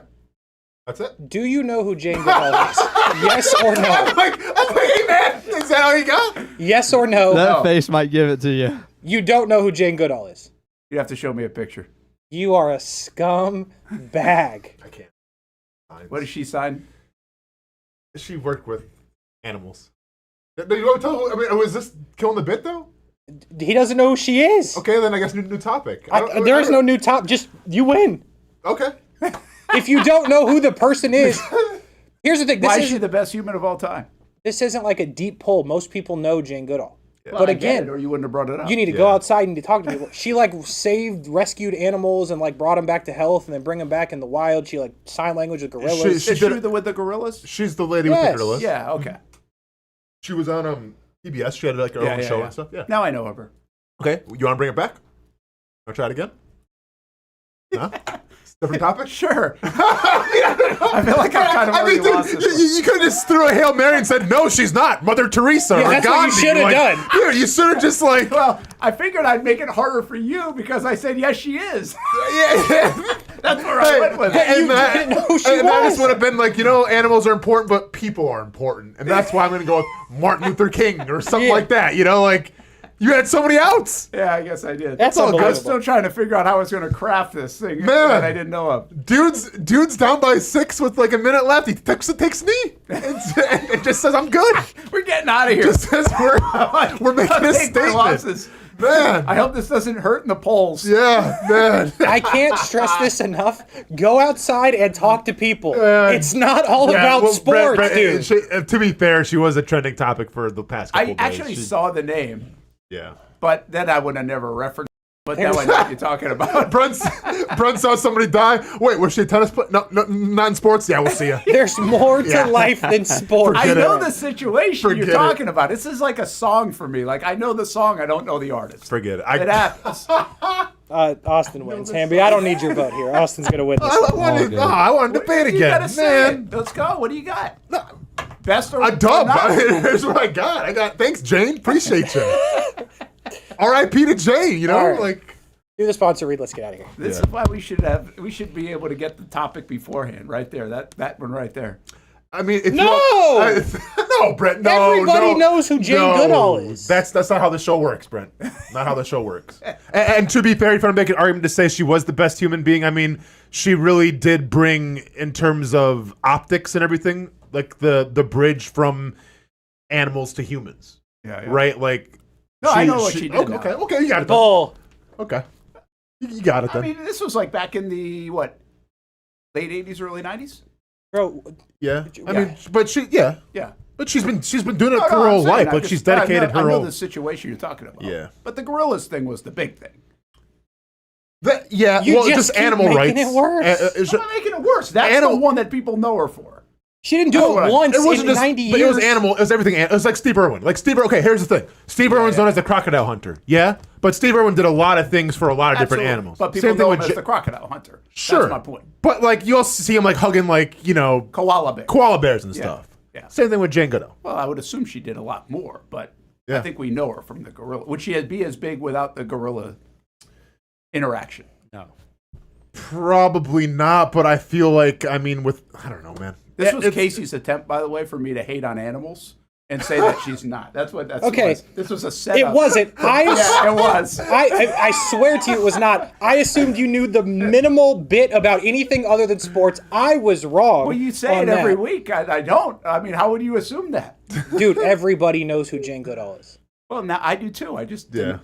It's all right, man. Hey, we put him on the spot. If it would have been me going first, he would have been. See, that should have been the thing. If I go first, I would love to hear the rebuttal of what he would have said. That would have been good. Yeah. Probably should have been first. See, he might have messed it up. He wanted to put me on. He was trying to fry me. I'm confused. You know what the best thing would have been? It was his turn to go first. Why are we still in the show? Doesn't Mia have a show? Yeah, we'll be there in a minute. So anytime I want to talk about something real, I get cut off in this 10-minute window. And now we're arguing about freaking Jane Goodall, and we're just going to keep pushing the window. We now go to 52, by the way, so you catch an update. That's crazy. On Tuesday, we did not go to 52. Also, that wasn't in the email. Men Only, Family Law Only, by the way, .com is the place to go for Kenny Lay and Associates. That's laying down the law. Rest in peace, Jane Goodall. Did we use her when we were fighting the gorilla? No. Didn't we draft her? Did somebody pick Jane? She was not. She was an undrafted free agent. Are you sure? I could have swore I said we need like a Jane Goodall for like the leading monkey expert. That's possible. I'll have to go back and check. Man, she might have been like my third-round pick. But Jane, thank you for your service. As Judge Kurt said, Club 904 and B. O'Brien will take place from down at Jags headquarters today. It's coming up at the top of the hour. And what's today? Thursday. We got Fleet and Footy right after that at 2 o'clock. Don't forget Jaguars All Access tonight with Parker Washington, String Sports Brewery in Springfield. You can see that on the network as well at 7 o'clock tonight and also on Fox 30. We'll be back at it tomorrow on a Friday. Picks and wagers on Friday.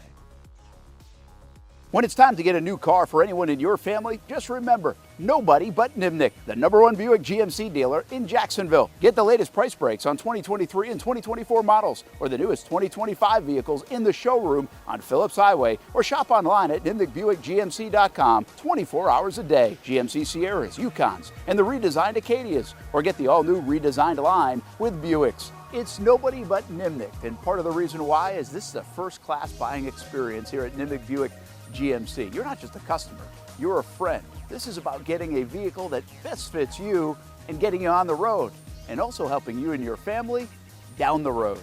Nimnick has a treating you right guarantee, courtesy, respect, fairness, and most Buicks, GMCs, and Jacksonville's only Car Bravo dealer, nobody but Nimnick. Who has put in the most years and stands behind a better experience? Nobody but Nimnick. GMC, we are professional grade. Putting your needs first. It's the backbone of how First Florida Credit Union does business.